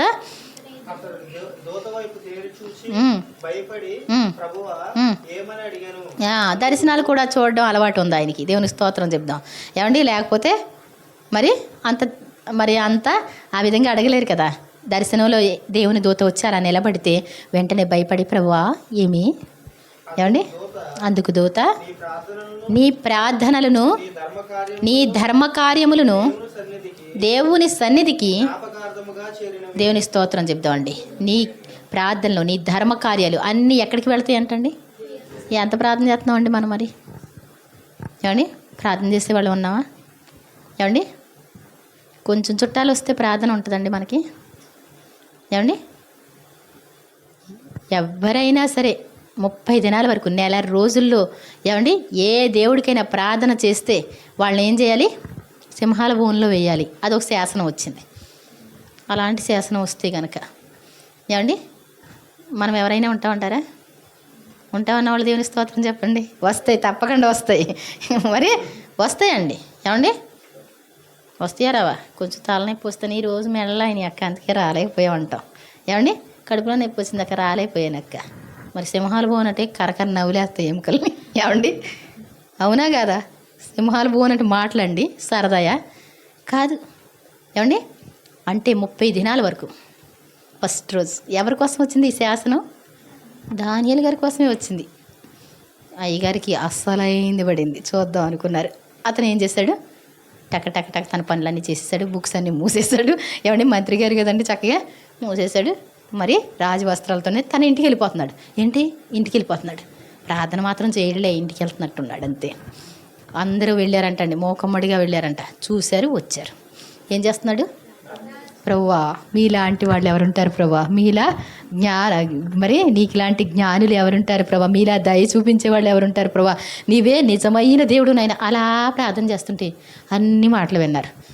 మరి ఈ ఒక్కరోజు చూద్దాంలే, రెండో రోజు చూద్దాంలే, మూడో రోజు చూద్దాంలే. ఏమండి ఏం చేస్తున్నాడండి? వెళ్ళిపోతానే ఉన్నాడు, ఏం పట్టించుకోడండి. కిటికీలు మూసి చేశాడండి. అందరూ వస్తారు కదా, చూడాలి కదా పాపం. అంటే దేవుడు తన అలవాటు చొప్పున పడమర వైపు కిటికీ తెరవడం అలవాటు. మరి అదే కనుక మనమైతే ఏం చేస్తామండి? తలుపులు వేసేసేయండి, కుదరదండి అంట. ఏమండి? కానీ యథావిధిగా వెళ్ళటం, చక్కగా తీసి దేవుణ్ణి మోకాళ్ళ మీద ఉండి, సూపర్ సీన్ అండి అది. దేవుని స్తోత్రం చెప్దాం. అప్పుడు ప్రార్థన చేస్తూ ఉంటే ఏమండి దొరికిపోయినట్టే రాజుగారి దగ్గరికి వచ్చేసారండి. ఏమని? దానియేలు అంటే చాలా ఇష్టం రాజుగారికి. రాజా మీరు ఒక శాసనాన్ని మరి ఏం చేశారు? రిలీజ్ చేశారు, శాసనం రాయించారు. అదేంటది? 30 దినాల వరకు మీకు తప్ప ఎవరికి మొరపెట్టకూడదని, ప్రార్థన చేయకూడదని చెప్తే ఆ దానియేలు అన్నవాడు రోజు వెళ్ళిపోతాడు, ప్రార్థన చేసి వస్తాడు. మేమందరం చూసాం. 1 రోజు కాదు, 2 రోజులు కాదు, 3 రోజులు కాదు, చూసామయ్యా, చాలా రోజులు చూసాం. పట్టించుకోడేమి.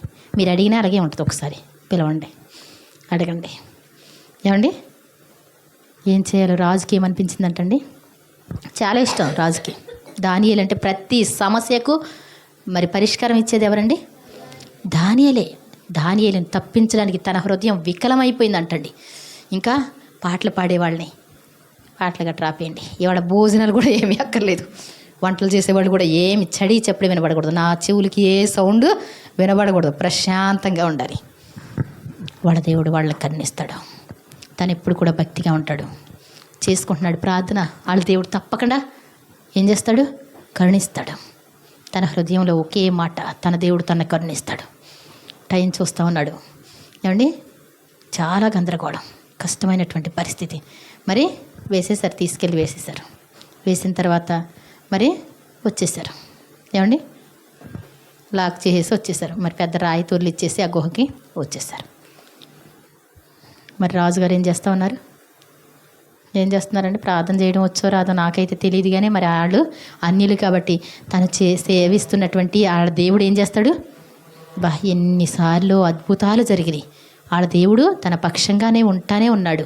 మాకు వచ్చిన సమస్యలకు కూడా పరిష్కారం ఇస్తానే ఉన్నాడు. ఆ దేవుడు చల్లగా చూడాలి. ఏమండి హిందువులు ఏమంటారు? ఆ దేవుడు చల్లగా చూడాలనుకుంటారు కదా, అలాగే అనుకుంటా ఉన్నాడు.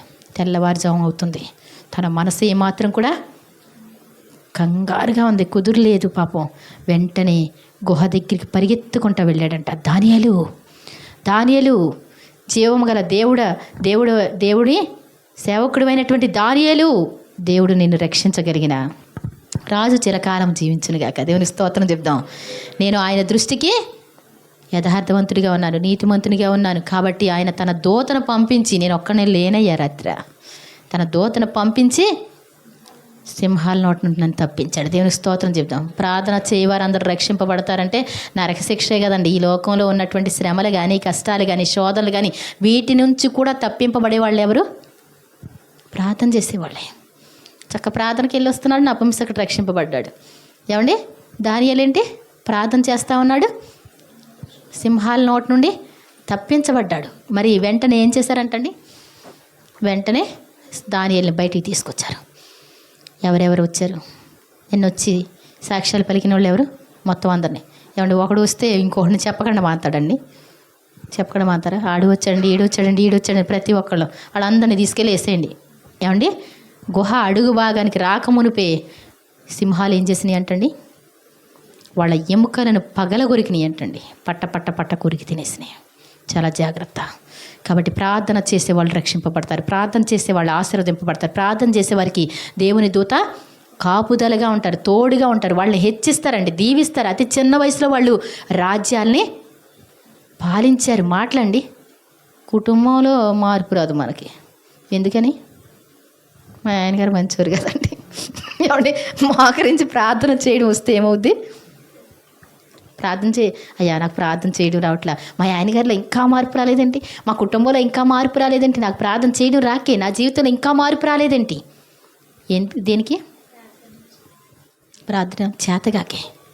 ప్రార్థన చేయడం వస్తే గనక ఆది అపోస్తుల మీదకి ఏమండి వాళ్ళు పైనుండి మరే శక్తి పొందుకునే వరకు అక్కడే ఉండండి అంటే వాళ్ళు ఏం చేశారు? ప్రార్థన చేస్తూనే ఉన్నారు. పెట్టేవాళ్ళు పెడితే ఉంటే తిన్నారు, లేకపోతే లేదండి. ఆ రోజున తిండి కోసం ఎవరు చూసుకోవాలా, ప్రార్థనలే చేశారు. అప్పుడు ఏమైపోయారండి? ఇక దేశ విదేశాలకి బూది గంతాలకి ఒక్క భక్తుడు తోమ వచ్చి అడుగు పెడితే భారతదేశం రక్షింపబడింది. దేవుని స్తోత్రం చెప్తాం. మరి ఆ అభిషేకం ఇప్పుడు మనకు ఉండదు అంటారా? ఎందుకు ఉండదు? ఉంటుంది. కానీ ప్రార్థన ఏదండి? చాలా టైం అయిందండి. ఇప్పుడు మరి రేపు పొద్దున్నే పని ఉంది కదండి. ఏమండి రేపు పొద్దున్నే పని ఉందండి. ఏమండి ఉండదా? ఒకళ్ళు కాన్ఫరెన్స్లో కొంచెం కలిస్తే బాగుంటుందంటే మాకు చాలా పనులు ఉంటాయి, మాకు ఇవన్నీ ఉంటాయి. ప్రతిదానికి ఏదో ఒక విషయం జరుగుద్ది. 10,000 కట్టాలి, 20,000 కట్టాలి. నువ్వు నెల అంతా కష్టపడింది ఎక్కడ కడతావు? పోనీ వెళ్ళి వెంటనే నిద్రపోతారా? ఇల్లు సెలవు తీసుకుంటే ఎంత అవుద్దని టైము? 1 గంట అవుద్ది. ఏమండి బాబోయ్ అప్పుడే 1 గంట అయింది పడుకొని, హాయి బాబోయ్ తెల్లారిపోయింది అప్పుడే. ఏమండి ఎప్పుడు నిద్రపోదాం అన్న ధ్యాసతో పనులు చేసుకుంటాం కదా. ప్రార్థన అనేటువంటిది ఏంటి? ఒకవేళ మీరు ఒక్కళ్ళే చేయలేకపోతే ఏం చేయాలి? సహవాసం ఉండాలి. ఎవరినైనా పురిగొలుపుకోవాలి. నీకు తోడుగా ఎవరినైనా పెడితే ఏం చేస్తారు? ఇద్దరు నడిస్తే ఒకడు పడిపోతే ఇంకొకడు లేవనెత్తుతాడంట. ఫ్రెండ్స్ ఉంటే వేరు కదండి, అవునా కదా? ఇద్దరు ఫ్రెండ్స్ ఉంటే ఎలా ఉంటుందండి? బాగుంటుంది. ఏదైనా ప్రార్థనలో కూడా ఎలా ఉండాలి? దానియేలుకి బాగా ప్రార్థన చేయడం వచ్చు, కానీ తన 3 స్నేహితులను కూడా తీసుకొచ్చి ఏమండి 3 స్నేహితులు కలిసి ఆ రాత్రి ప్రార్థన చేస్తే రాజుగారికి వచ్చిన కలంతా కూడా ప్రదర్శింపబడితే రాజుగారి దగ్గరికి మరి దానియేలు వెళ్ళి ఆ కలంతా దాని భావం అంతా అన్నీ చెబితే రాజుగారు ఏం చేశాడండి? బహుమానాలు ఏమండి ఉన్నతమైన స్థితి ఇస్తే, రాజా నేను ఒక్కనే కాదు నాతో పాటు ఎంతమంది ఉన్నారు? ప్రార్థన చేసిన వాళ్ళందరికీ వస్తాయండి. దేవుని స్తోత్రం చెప్దాం. ప్రార్థన చేయకపోతే ఆశీర్వాదాలు ఉండవు. కాబట్టి ఇక్కడ కొర్నేలి కూడా తన ఇంటి వారందరితో కూడా కలిసి ప్రార్థన చేసేవాడు. దేవుని దూత దర్శనమందు తేటగా, కొర్నేలి నీ ప్రార్థన వినబడింది, నీ ధర్మకార్యాలు దేవుని సన్నిధికి జ్ఞాపకార్థంగా చేరినవి. నీవు ఇప్పుడు యొప్పేకు మరీ మనుషులను పంపించి అక్కడ సీమోను అనేటువంటి మరి మారు పేరు గల పేతురు అని మారు పేరు గల సీమోను అక్కడ దిగి ఒక చర్మకారుని ఇంట దిగి ఉన్నాడు. అతను తీసుకొచ్చి అతని బోధను విను. నీ బోధ అంతా కరెక్టే, నువ్వు చేసేదంతా కరెక్టే, కానీ ఒక్కటి తక్కువైంది. అక్కడ ఏం తక్కువైంది? యేసు ప్రభు ఈ లోకానికి నరావతారిగా వచ్చి నీ పాపాల నిమిత్తం ప్రాణం పెట్టారని నీకు తెలియట్లా. బైబిల్ తెలుసు, పాత నిబంధన అంతా చదువుతా ఉన్నారు, నీతిగా యథార్థంగా భక్తిగా ఉంటున్నారు. కానీ ఏంటంటండి యేసు ప్రభు అంటే తెలియదు వాళ్ళకి. సరే తను ఏం చేశాడో తెలుసా? వాళ్ళ బంధువర్గాలందరినీ పిలిచాడండి. ఇంటి నిండా కిక్కిరిసిపోయి ఎదురు చూస్తూ ఉన్నారు. మనకు ఆ ఫోన్ ఎక్కడ ఉన్నారు మీరు అన్నది ఏం లేదండి, ఎప్పుడు వస్తారో తెలియదు. వాళ్ళు అక్కడ భోజనం పెట్టి ఎప్పుడు పంపించారో తెలియదు, ఏం తెలియదండి. మనుషులు వెళ్ళటం నమ్మకమైనటువంటి వాళ్ళు వెళ్ళారు. మరి తెల్లారి బయలుదేరి వచ్చారు. అందరు నిద్రపోతున్న వాళ్ళు దేవుని స్తోత్రం చెప్పండి. మరి అలసిపోయి ఉండొచ్చు మీరు, కానీ ఒక్క నిమిషం అండి అయిపోయింది ఇంకా. కాబట్టి మరి ఏంటంటండి, మరి మనుషుల్ని పంపించి తను తీసుకొస్తే వెంటనే కొర్నేలి పేతురు గారికి సాష్టాంగ నమస్కారం చేస్తాడు. సాష్టాంగ నమస్కారం అంటే ఏంటండి? దేవుని దగ్గర సాష్టాంగ నమస్కారం ఎప్పుడైనా చేసామండి మనం? ఏమండి శతాధిపతి కొంచెం హోదా ఉన్న వాళ్ళని పాస్టర్ గారు ఏమనాలండి? వీళ్ళు అయ్యగారు కాదు, వచ్చినోడే అయ్యగారు అనాలి. అయ్యగారు మేము చర్చి కట్టుకుంటున్నాం అయ్యగారు, కానుక ఏమైనా ఇస్తారు అయ్యగారు? ఏమండి ఏయోటే ఉండి అయ్యగారు, చాలా కష్టంగా ఉంది అయ్యగారు, 4 రేకులన్నా ఇవ్వండి అయ్యగారు, 4 సిమెంట్ బస్తాలన్నా, అంటే నేను వేరే అని కదండి. ఏమండి దేవుడు ఆయన దగ్గర అడగమంటే మనుషుల దగ్గర అడుక్కుంటే ఏం వస్తుందండి? ఆకులు నాకేవాడు అంటాడు, మూతులు నాకేవాడు దగ్గరికి వెళ్ళాడని. ఏమండి వీళ్ళు ఆకులు నాకుతుంటే నాకే ఆశీర్వాదం లేదు బాబోయ్ అంటే నువ్వు తీసుకురా అంటే వీళ్ళు ఏమి ఇస్తారండి? ఏమండి కాబట్టి అలా కాదు. ఎవరిని అడగాలి మనం? దేవుణ్ణి అడిగితే వస్తాయండి. దేవుణ్ణి అడిగితే ఒక చీమకి బాగా అవసరత ఏర్పడిందంటే అప్పుల పాలైపోయింది, కష్టమైన పరిస్థితి వచ్చింది. నేను అంటే సింపుల్గా చెప్తా ఉంటా, చక్కటి కథే కానీ సింపుల్గా చెప్తాను నేను. ఏమండి ఆ చీమంట మరి ఏం చేయాలో అర్థం కాని పరిస్థితిలో మరి తన ఫ్రెండ్ని అడిగిందంటండి, ఏమే చీమ ఒక 4 బియ్యం గింజలు ఇస్తావా, తర్వాత కొంచెం ఎక్స్ట్రా వేసి నీకు ఇస్తాను పాప కుర్చీలో కూర్చుంటే బాగున్నాడు. నీకు కొంచెం ఎక్స్ట్రా వేసిస్తాను, ఏమండి ఇంకో 2 బియ్యం గింజలు వేసిస్తాను, కానీ 4 బియ్యం గింజలు లేవు నా దగ్గర అందంటండి. అంటే ఆ తర్వాత ఇంకో చేయమని అడిగిందంట. ఆ చేయమ దగ్గర కూడా ఏం లేవు. దానికి ఉన్నదేదో అది ఉంది, 4 ఉండొచ్చు 10 ఉండొచ్చు, ఇస్తుందండి. 10 ఉంటే ఇస్తుందా? లేవంది. అప్పుడు మరి ఇంకో చేయమందంట, మా దగ్గర ఎందుకు అడుగుతావు, రైతు గారి దగ్గరికి వెళ్ళి అడగొచ్చు కదా. ఏమండి చక్కగా రైతు గారి దగ్గరికి వచ్చి 2 చేతులు ఎత్తి నమస్కారం చేసి, రైతు గారు వందనాలండి అని చెప్పి, నాకు ఒక సమస్య వచ్చిందండి, నాకు 4 బియ్యం గింజలు కావాలి రైతు గారు, ఏమండి మళ్ళీ ఇచ్చేస్తానండి అంటే రైతు ఏం చేశాడంటండి, అలా నవ్వి ఒక ప్రక్కనే ఉన్నటువంటి బస్తాలు ఇలా గుప్పుడు తీసి ఇలా పోసి తీసుకెళ్ళన్నాడంటండి. రైతు గారికి గుప్పుడు ఎక్కువండి, 2 గుప్పులు ఎక్కువండి, 4 కేజీలు ఎక్కువండి, 10 కేజీలు ఎక్కువండి, చెప్పండి 10 కేజీలు ఎక్కువేనా? ఎంతైనా ఇస్తారు రైతు గారి దగ్గరికి వెళ్తే. చీమ దగ్గరికి వెళ్తే ఏమండి 4 బియ్యం గింజలు కూడా దొరకవు. దేవుణ్ణి అడిగేవాళ్ళు ఎవరిని అడగాలి? దేవుని వైపే చూడాలి. ఎటన్నా చూస్తారేమో కూడా ఛాన్స్ కూడా చూస్తూ ఉంటాడు. నీ మనసు ఎవరి మీద ఉందో చూస్తూ ఉంటాడు. ఏమండి యెషయా గ్రంథం 29వ అధ్యాయంలో ఉంటుందండి. ఏంటి అంటే, మీ యందు దయ చూపవాలని ఆయన నిలవబడి ఉన్నాడు, మీ యందు మిమ్మల్ని కరుణించాలని ఆయన ఆలస్యం చేస్తున్నాడు, ఇలా నిలబడి ఉన్నాడంట.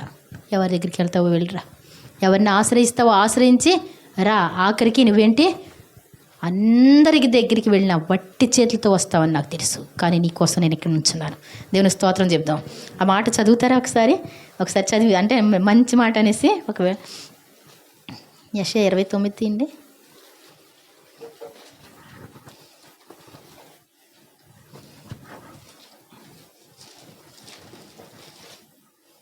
ఇరవై 29వ అధ్యాయము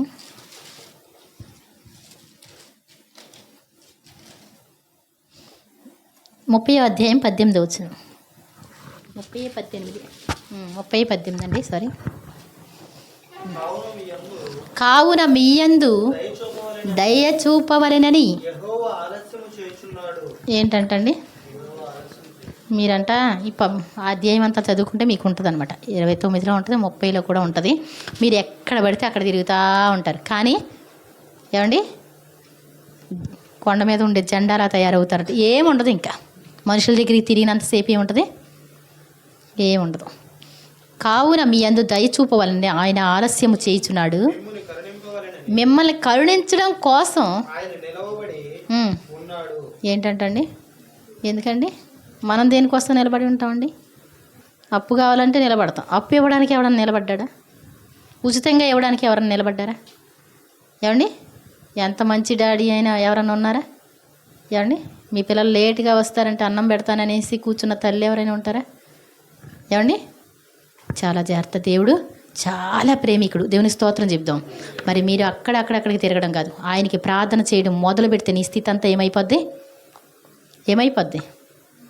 మారిపోతాయి దేవుని కోసం. అందుకే ప్రాణాలు అర్పించడం కోసమైనా సరే. మరి దానియేలు ప్రార్థన విషయంలో తప్ప ఏ విషయంలో కూడా దొరకడని చెప్పి ప్రార్థన పెట్టారు. మరి దావీదు భక్తుడు రోజుకి ఎన్నిసార్లు ప్రార్థన చేసేవాడు?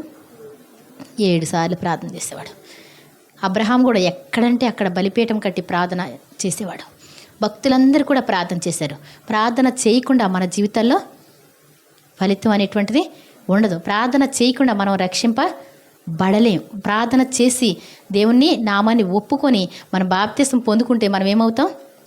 రక్షింపబడతాం. ఇక్కడ మరి మిమ్మల్ని ఇలా 4 దినాల కిందట నేను 3 గంటలకి ఉపవాసం ఉండి ప్రార్థన చేస్తూ ఉన్నాను. 3 గంటల వేళ ప్రార్థన చేస్తూ ఉంటే దేవుని దూత ప్రత్యక్షమై ఇలా మాట్లాడారు. ఏమని? నీ ప్రార్థనలో నీ ధర్మకార్యాలన్నీ దేవుని సన్నిధికి జ్ఞాపకార్థంగా చేరినవి. నీవు యొప్పేకు మనుషులను పంపి తీసుకురమ్మంటే మీకోసం పంపించాను. మీరు వచ్చినది మంచి పని. అక్కడ చదువుదాం ఒకసారి చూడండి.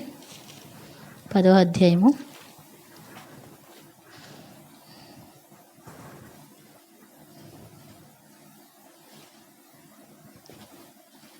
25వ వచనం చదవండి.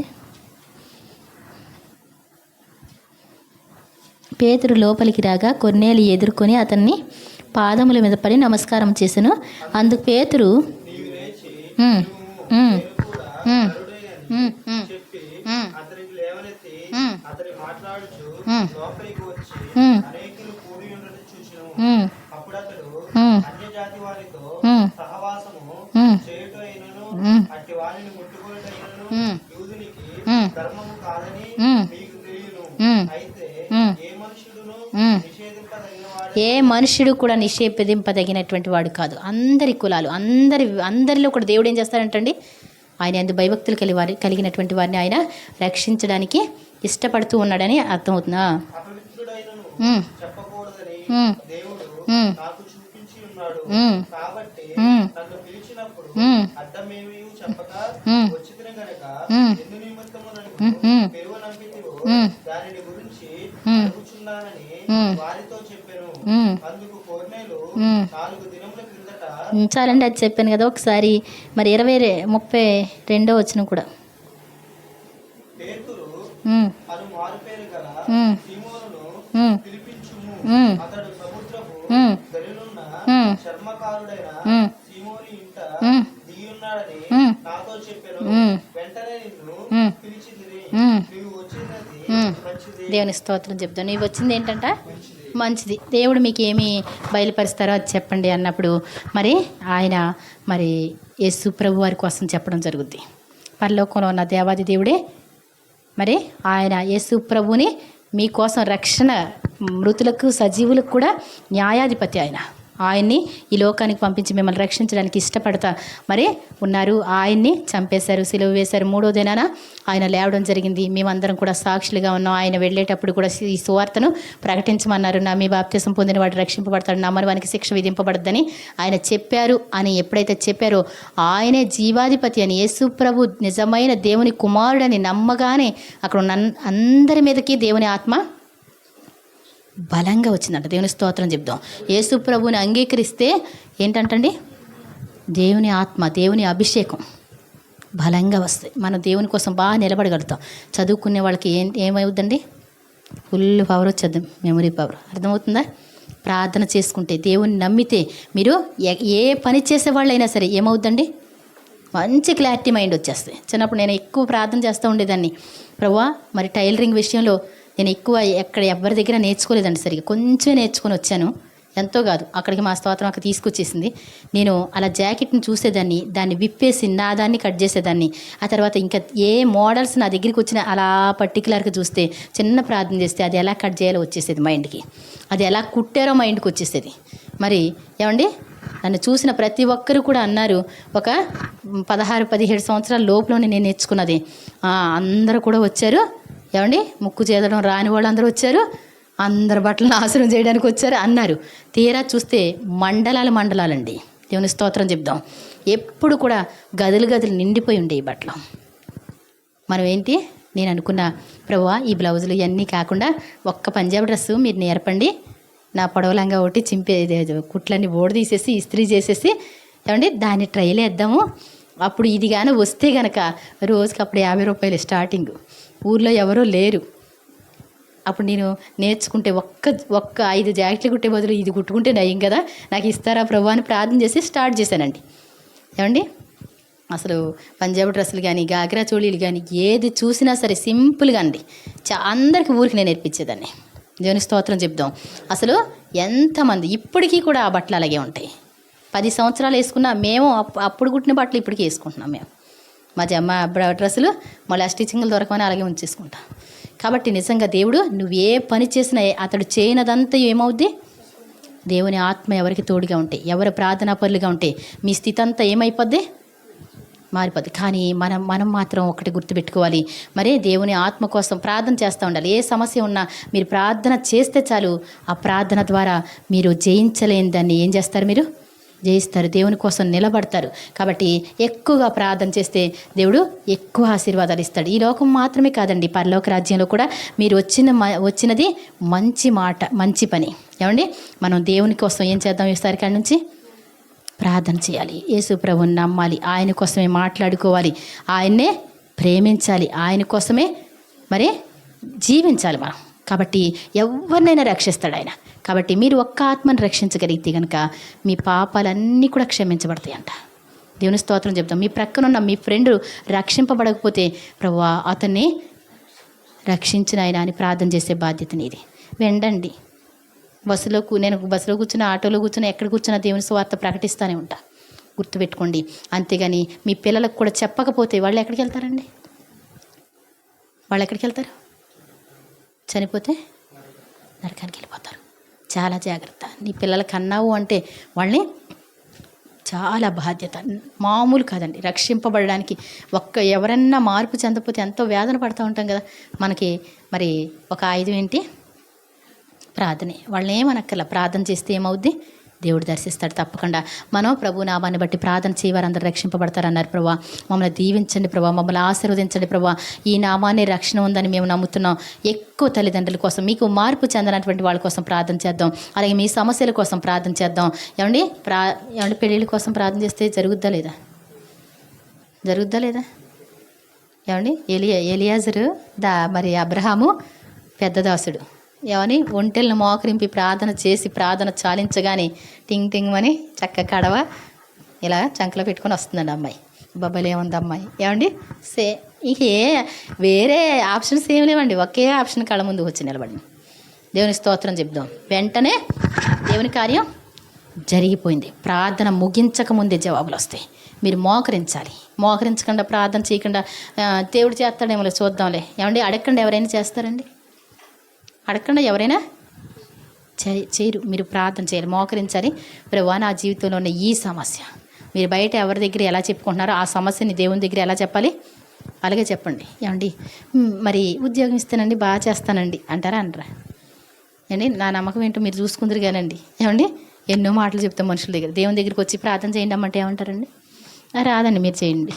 ఏమండి ప్రార్థన నేర్చుకోవాలి ప్రతి ఒక్కరు. ఈ రోజు నుంచి అందరం కూడా ప్రభు నామాన్ని బట్టి లాస్ట్లో ఏమని చెప్పాలి? యేసు నామములో. మీకు ఆ ఉత్తరం ఏమండి ఆ ఉత్తరం ఇక్కడ రాస్తుండగానే జవాబు వచ్చేస్తుంది. నా మైండ్ అది. దేవుని స్తోత్రం చెప్దాం. ఇక్కడ మీరు ఆలోచిస్తే ఇలా రాసే లోపుల్లోనే ఏమండి వచ్చేస్తుందండి. ఆ అడ్రస్కి ఏమైపోద్దండి? వెంటనే ఆన్లైన్లోకి వెళ్ళిపోద్ది అనమాట. కంప్యూటర్లో ఇలా ఏమండి అక్కడ ఎక్కేస్తుంది. కాబట్టి గుర్తుపెట్టుకోండి, చాలా మంచి దేవుని కలిగి ఉన్నాం, నమ్మకమైన దేవుని కలిగి ఉన్నాం, యేసు ప్రభువుని కలిగి ఉన్నాం. అసలు నీ జీవితంలో ఓటమి అంటూ నీకు లేదు. కానీ మరి దేవుణ్ణి మాత్రం ఏమాత్రం మరి అవమానపరిచే పనులు నువ్వు చేయొద్దు.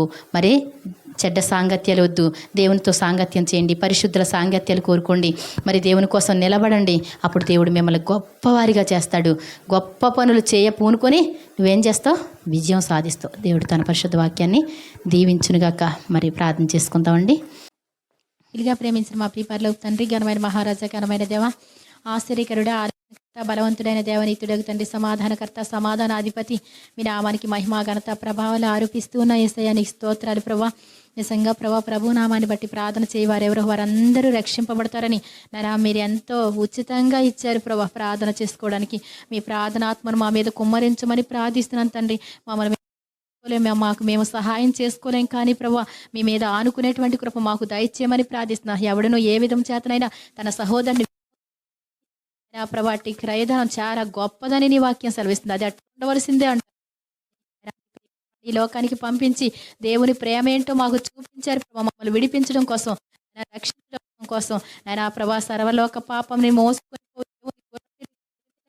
ఈ లోకానికి యేసు ప్రభు పంపించారు. విశ్వాసం ఉంచితే ఆయన ప్రభా దేవుని పిల్లలు అవడానికి అధికారం ప్రభా. మేమందరం కూడా అంగీకరించినటువంటి కృప దయచేయమని ప్రార్థిస్తున్న. లోకము తమ క్రియలు చెడ్డమైనందున వెలుగునొద్దకు రారు అని నీ వాక్యం సెలవుస్తుంది. నీ సన్నిధికి వచ్చిన నీ బిడ్డలు ఎంతో కష్టం అనుకోకుండా నీ సన్నిధిలో కూర్చొని వాక్యాలు విన్నారు ప్రభా. వారి సరిపోయినటువంటి ఆశీర్వాదాలు అనుగ్రహించమని ప్రార్థిస్తున్నాను తండ్రి. ఆయన నీ కోసం చదివినటువంటి నపుంసకుడు రక్షింపబడ్డాడు ప్రభా. మీకు స్తోత్రాలు ప్రభా. ఆయన ప్రభా మరి మీకోసం ఎదురు చూసినటువంటి కొర్నేలి కుటుంబం, అలాగే బంధువులు అందరినీ, ముఖ్య స్నేహితులు నీ మాటలు వినిపించడం కోసం, రక్షించుకోవడం కోసం ఎంతో నాయనా ప్రభా ప్రయాస అనుకోకుండా ఎదురు చూస్తూ ఉన్నాడు కొర్నేలి. నిజంగా ప్రభా మీ మాటలు నాయనా ప్రభా గారు ప్రకటిస్తూ ఉండగా ప్రభా వారందరి మీదకి మీ ఆత్మ బలంగా దిగి వచ్చిందని నీ వాక్యం సెలవిస్తుంది. ఆ తర్వాతే వారు బాప్తిస్మం నిజంగా ప్రభా అందరం కూడా మీ ఆత్మతో నింపబడాలని ప్రార్థిస్తున్నాం. యేసు నామాన్ని మాకు గిఫ్ట్గా ఇవ్వండి ప్రభా. యేసు నామములో నామాన్ని ధరించినటువంటి అనుభవం మాకు దయచేయమని ప్రార్థిస్తున్నాం తండ్రి. మేము బ్రతకలేం ప్రభా. నామాన్ని బట్టి నాయన మమ్మల్ని కనికరించమని ప్రార్థిస్తున్నాం తండ్రి. నాయన దయ్యాలు పారిపోతాయి నాయన, దురాత్మలు పారిపోతాయి నాయన, రోగాలు తొలగిపోతాయి నాయన. నాయన ప్రతి ఒక్కరికి మనశ్శాంతి నెమ్మది వస్తుంది నాయన. ప్రతి ఒక్కరిలో ఉన్న పాపం అంతా కూడా కడిగివేయబడుతుంది ప్రభా. యేసు నామాన్ని ధరించి నూతన స్వభావంతో మేము ఉండాలి ప్రభా. ఈ రోజు నుంచి ఏ పాపానికి దాసులుగా ఎవరు ఉండకూడదని ప్రార్థిస్తున్నాను తండ్రి. చెడు స్నేహాలు తీసివేయండి ప్రభా, దుష్ట సాంగత్యాలు తీసివేయండి ప్రభా. ఉత్తమమైన దానిలో నడవడానికి మీరే కృప చూపించి నడిపించమని ప్రార్థిస్తున్నాను తండ్రి. మీకు స్తోత్రాలు ప్రభా. నిజంగా ప్రభా అందరి కోసం విజ్ఞాపన ప్రార్థనలు చేయగలిగిన అబ్రహాము గారిలా మేము ఉండగలిగిన కృప మాకు దయచేయమని ప్రార్థిస్తున్నాను తండ్రి. ఆయన ప్రభా శ్రమను ఎంత పరీక్షలు వచ్చినప్పటికీ కూడా నీ కోసం నిలబడినటువంటి దానియేలులా ఉండగలిగిన కృప మాకు దయచేయండి. పరిశుద్ధమైనటువంటి జీవితాలు మాకు దయచేయమని ప్రార్థిస్తున్నాం. నీ కోసం ప్రత్యేకింపబడిన అనుభవం బిడ్డలకి దయచేయమని ప్రార్థిస్తున్నాం. పరిశుద్ధాత్ముడా మీ నామానికి మహిమ చెల్లిస్తున్నాను. ఇక్కడ కూడి ఉన్న బిడ్డలందరినీ ఆయన విసుగు లేకుండా ఎంతో సంతోషంగా ఉన్నందుకు యేసుక్రీస్తు నామములో బిడ్డలందరూ దీవించబడుదురుగాక, ఆశీర్వదింపబడుదురుగాక, వారి జీవితంలో మంచి సేవకులుగా ఉందురుగా కేస్తున్నాములో, వారు నీ నోటి వలె మారుదురుగా కేస్తున్నాములో, వారు అనేకులను మనుషులను పట్టే జాలరులుగా మార్చుకోండి నాయన. నీకు స్తోత్రాలు. వారు ఎక్కడున్నప్పటికీ కూడా ఆత్మాగ్నితో నింపబడి ఉండాలి ప్రభా. నాయన వారి నోట దేవుని కీర్తనలు, నాయన నూతన కీర్తనలు యేసు నామములో పలికించమని ప్రార్థిస్తున్నాను తండ్రి. నాయన వారు అనేకులకు సహాయం చేయుదురుగాక, నాయన మహాభివృద్ధి పొందుదురుగాక. ఈ రోజు నుంచి వారి దుఃఖ దినాలు సమాప్తమవునుగాక, వారి పాప స్థితి అంతా కూడా తొలగిపోవునుగాక, నూతన స్వభావంతో సంతోషంతో నింపబడుదురుగాక అని ప్రార్థిస్తున్నాను నాయన. మీకు స్తోత్రాలు ప్రభా. అలాగే అలాగే రాజకుమారిని కూడా దీవించమని ప్రార్థిస్తున్నాను నాయన. వీళ్ళంతో నలిగిపోతున్నటువంటి అనుభవం నాకైతే తెలియదు, కానీ యేసు నామములో ఈ రోజున ఆయన ప్రార్థనతో వారు జయించగలిగిన కృప దయచేయమని ప్రార్థిస్తున్నాను తండ్రి. యేసు నామములో ప్రతి దుష్ట శక్తులను ప్రార్థనతోనే జయించగలిగిన కృప దయచేయండి. ప్రతి ఆర్థిక ఇబ్బందులు ప్రార్థనతో జయించగలిగిన కృప దయచేయమని ప్రార్థిస్తున్నాం. ఒకని ప్రవర్తన మీకు ఇష్టమైతే వారి శత్రువులను నాయన సహా మిత్రులుగా మార్చేటువంటి దేవుడో తండ్రి. ఆయన ఒక్కసారి బిడ్డలను జ్ఞాపకం చేసుకోండి. ఈ రోజు నుంచి ప్రభు వారు ఆశీర్వదింపబడిన వారిగా ఉందురుగాక, నాయన వారి చరిత్ర నాయన యాకోబు చరిత్రలా నాయన మహాభివృద్ధి పొందునుగా కానీ ప్రార్థిస్తున్నాం. వారి బిడ్డలో మంచి ప్రయోజకులు అవుదురుగా కానీ ప్రార్థిస్తున్నాం. మీరే దీవించమని ప్రార్థిస్తున్నాం. వారి ఇరుపక్షాల తల్లిదండ్రుల కోసం కూడా ప్రార్థిస్తున్నాను తండ్రి. ఆయన విగ్రహారాధన నుంచి పూర్ణ విడుదల దయచేయమని ప్రార్థిస్తున్నాను. ఆయన వారి బంధువర్గాలను విడిపించమని ప్రార్థిస్తున్నాను. ఆయన అంకుల్ గారిని కూడా పరిపూర్ణ స్వస్థతతో నింపండి. ఆంటీ గారికి కూడా పరిపూర్ణ మారు మనసు దయచేయమని, వాళ్ళ అన్నయ్య గారికి కూడా పరిపూర్ణ స్వస్థత ఇచ్చి మీ నామానికి మహిమ తెచ్చుకోండి ప్రభు. అలాగే నాయన ప్రసాద్ కోసం కూడా ప్రార్థిస్తున్నాను తండ్రి. యవన బిడ్డలుగా ప్రభువా యవన పాపాలు బాల్య పాపాలు వారిని అంటకుండా ఏలకుండా మీరే కృప చూపించమని ప్రార్థిస్తున్నాం. భక్తి పరులుగా ఉందిరుగాక, నిజమైన నాయన దేవునితో నిజమైన స్నేహం ఏర్పాటు చేసుకొని నాయన పరిశుద్ధమైన జీవితాలతో నాయన మరి అనుక్షణం కూడా దివారాత్రులు నీ గ్రంథాన్ని ధ్యానించగలిగినటువంటి కృప దయచేయమని ప్రార్థిస్తూ ఉన్నాను తండ్రి. సంతోషం దయచేయమని ప్రార్థిస్తున్నాను తండ్రి. యేసు నామములో బిడ్డ దేనికోసం ఎదురు చూస్తున్నారో ప్రభా, రైతు గారి దగ్గరికి చీమ వస్తే చీమ జీవితం సంతోషంగా మార్చబడింది ప్రభా. అలాగే నాయన నీ దగ్గరికి వస్తున్న నీ బిడ్డలు సంతోషంతో నింపబడుదురుగా కానీ ప్రార్థిస్తున్నాం. అలాగే నూతనంగా వచ్చిన నీ కుమారుడిని నాయన బ్రదర్ని దీవించమని ప్రార్థిస్తున్నాం. నాయన నీ కుమారుడికి ఏ సమస్యలు అయితే ఉన్నాయో అద్భుతాలుగా మార్చమని ప్రార్థిస్తున్నాం. ఆశ్చర్యకార్యాలుగా మార్చండి నాయన. మీ సహవాసం ఇచ్చి నడిపించమని ప్రార్థిస్తున్నాను తండ్రి. నాయన బిడ్డ హృదయవాంఛలు తీర్చమని ప్రార్థిస్తున్నాను తండ్రి. అడిగిన వాటికంటే ఊహించిన వాటికంటే అత్యధికములు దయచేసే దేవా. ఇక్కడ కూడి వచ్చిన బిడ్డలో నాయన మేము వచ్చిన మమ్మల్ని అందరినీ కూడా జ్ఞాపకం చేసుకొని దీవించమని ప్రార్థిస్తున్నాం. క్షేమంగా తీసుకొచ్చారు, మీ నామానికి మహిమ కలుగునుగాక. ఆయన క్షేమంగా తీసుకువెళ్తున్నారు, మీ నామానికి మహిమ కలుగునుగాక. ఇశ్రాయేలుని కాపాడువాడు కునుకడు నిద్రపోడని నాయన మరి మమ్మల్ని ఎప్పుడు కూడా మంచిగా కాపాడుతున్నందుకు మీకే మహిమ చెల్లిస్తున్నాం. నాయన ఇక్కడికి వచ్చిన ప్రతి ఒక్కరి జీవితంలో కూడా అద్భుతాలు జరుగునుగాక, ఆశ్చర్యకార్యాలు జరుగునుగాక. నా పంపుశక్కుని వలె ఆయన మార్పు చెందినటువంటి అనుభవం దయచేయమని ప్రార్థిస్తున్నాం. వెంటనే బాప్తీసాలు తీసుకునే అనుభవాలు దయచేయండి. ప్రార్థించే వారి లెక్కలో ఉండడానికి సహాయించండి. గంటల తరబడి ప్రార్థన చేసేటువంటి ఆయన అభిషేకం రిలీజ్ చేయమని ప్రార్థిస్తున్నాను తండ్రి. దానియేలు లాంటి ప్రార్థనా పరులుగా ఆయన ఉందురుగా కేసు నామములో ప్రభా మీరే కృప చూపించి నడిపిస్తారని నాయన ప్రభా బిడ్డలందరినీ నీ కుమార్తెగా నేను క్షమిస్తున్నా, మీరు క్షమించండి. నేను దీవిస్తున్నా, మీరు దీవించమని నాయన. నేను ఆశీర్వదిస్తున్నా, మీరు ఆశీర్వదించమని. ఈ మా ప్రార్థన మీ పాద సన్నిధికి చేరిందని తోడుగా ఉండమని. అలాగే బిడ్డలో నాయన చేసిన నాయన ప్రభా మరి ఆయన ఆతిథ్యాన్ని జ్ఞాపకం చేసుకొని నాయన వారు తెలియకే దేవదూతలకు ఆతిథ్యం చేశారన్నారు.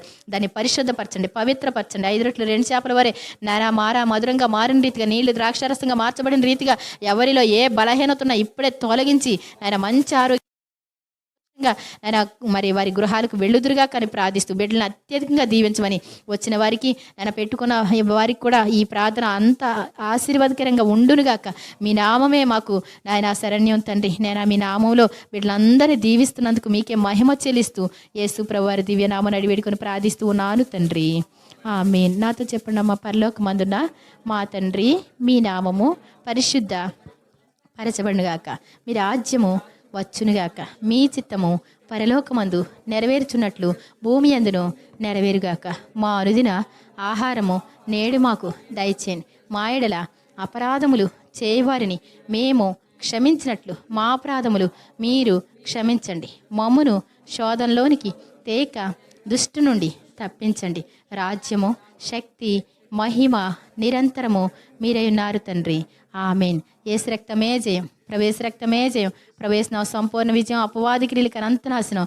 మన తండ్రి అయిన దేవుని ప్రేమ, ప్రభువైన యేసుక్రీస్తు వారి కృప, పరిశుద్ధాత్మ యొక్క అన్యోన్య సహవాసం, సమాధానం ఇప్పుడు ఎల్లప్పుడూ మనకును ఆయన భక్తులందరికీ సర్వలోకానికి ప్రార్థన ఏర్పాటు చేసుకున్న కుటుంబాలకి వచ్చిన వారందరికీ వారి కుటుంబాలకు ఆయన కృప సదాకాలం తోడేయండి నడిపించి వారిద్దల చేయనుగాక. ఆమేన్. ఆమేన్. వందనాలమ్మా. అందరికీ వందనాలు.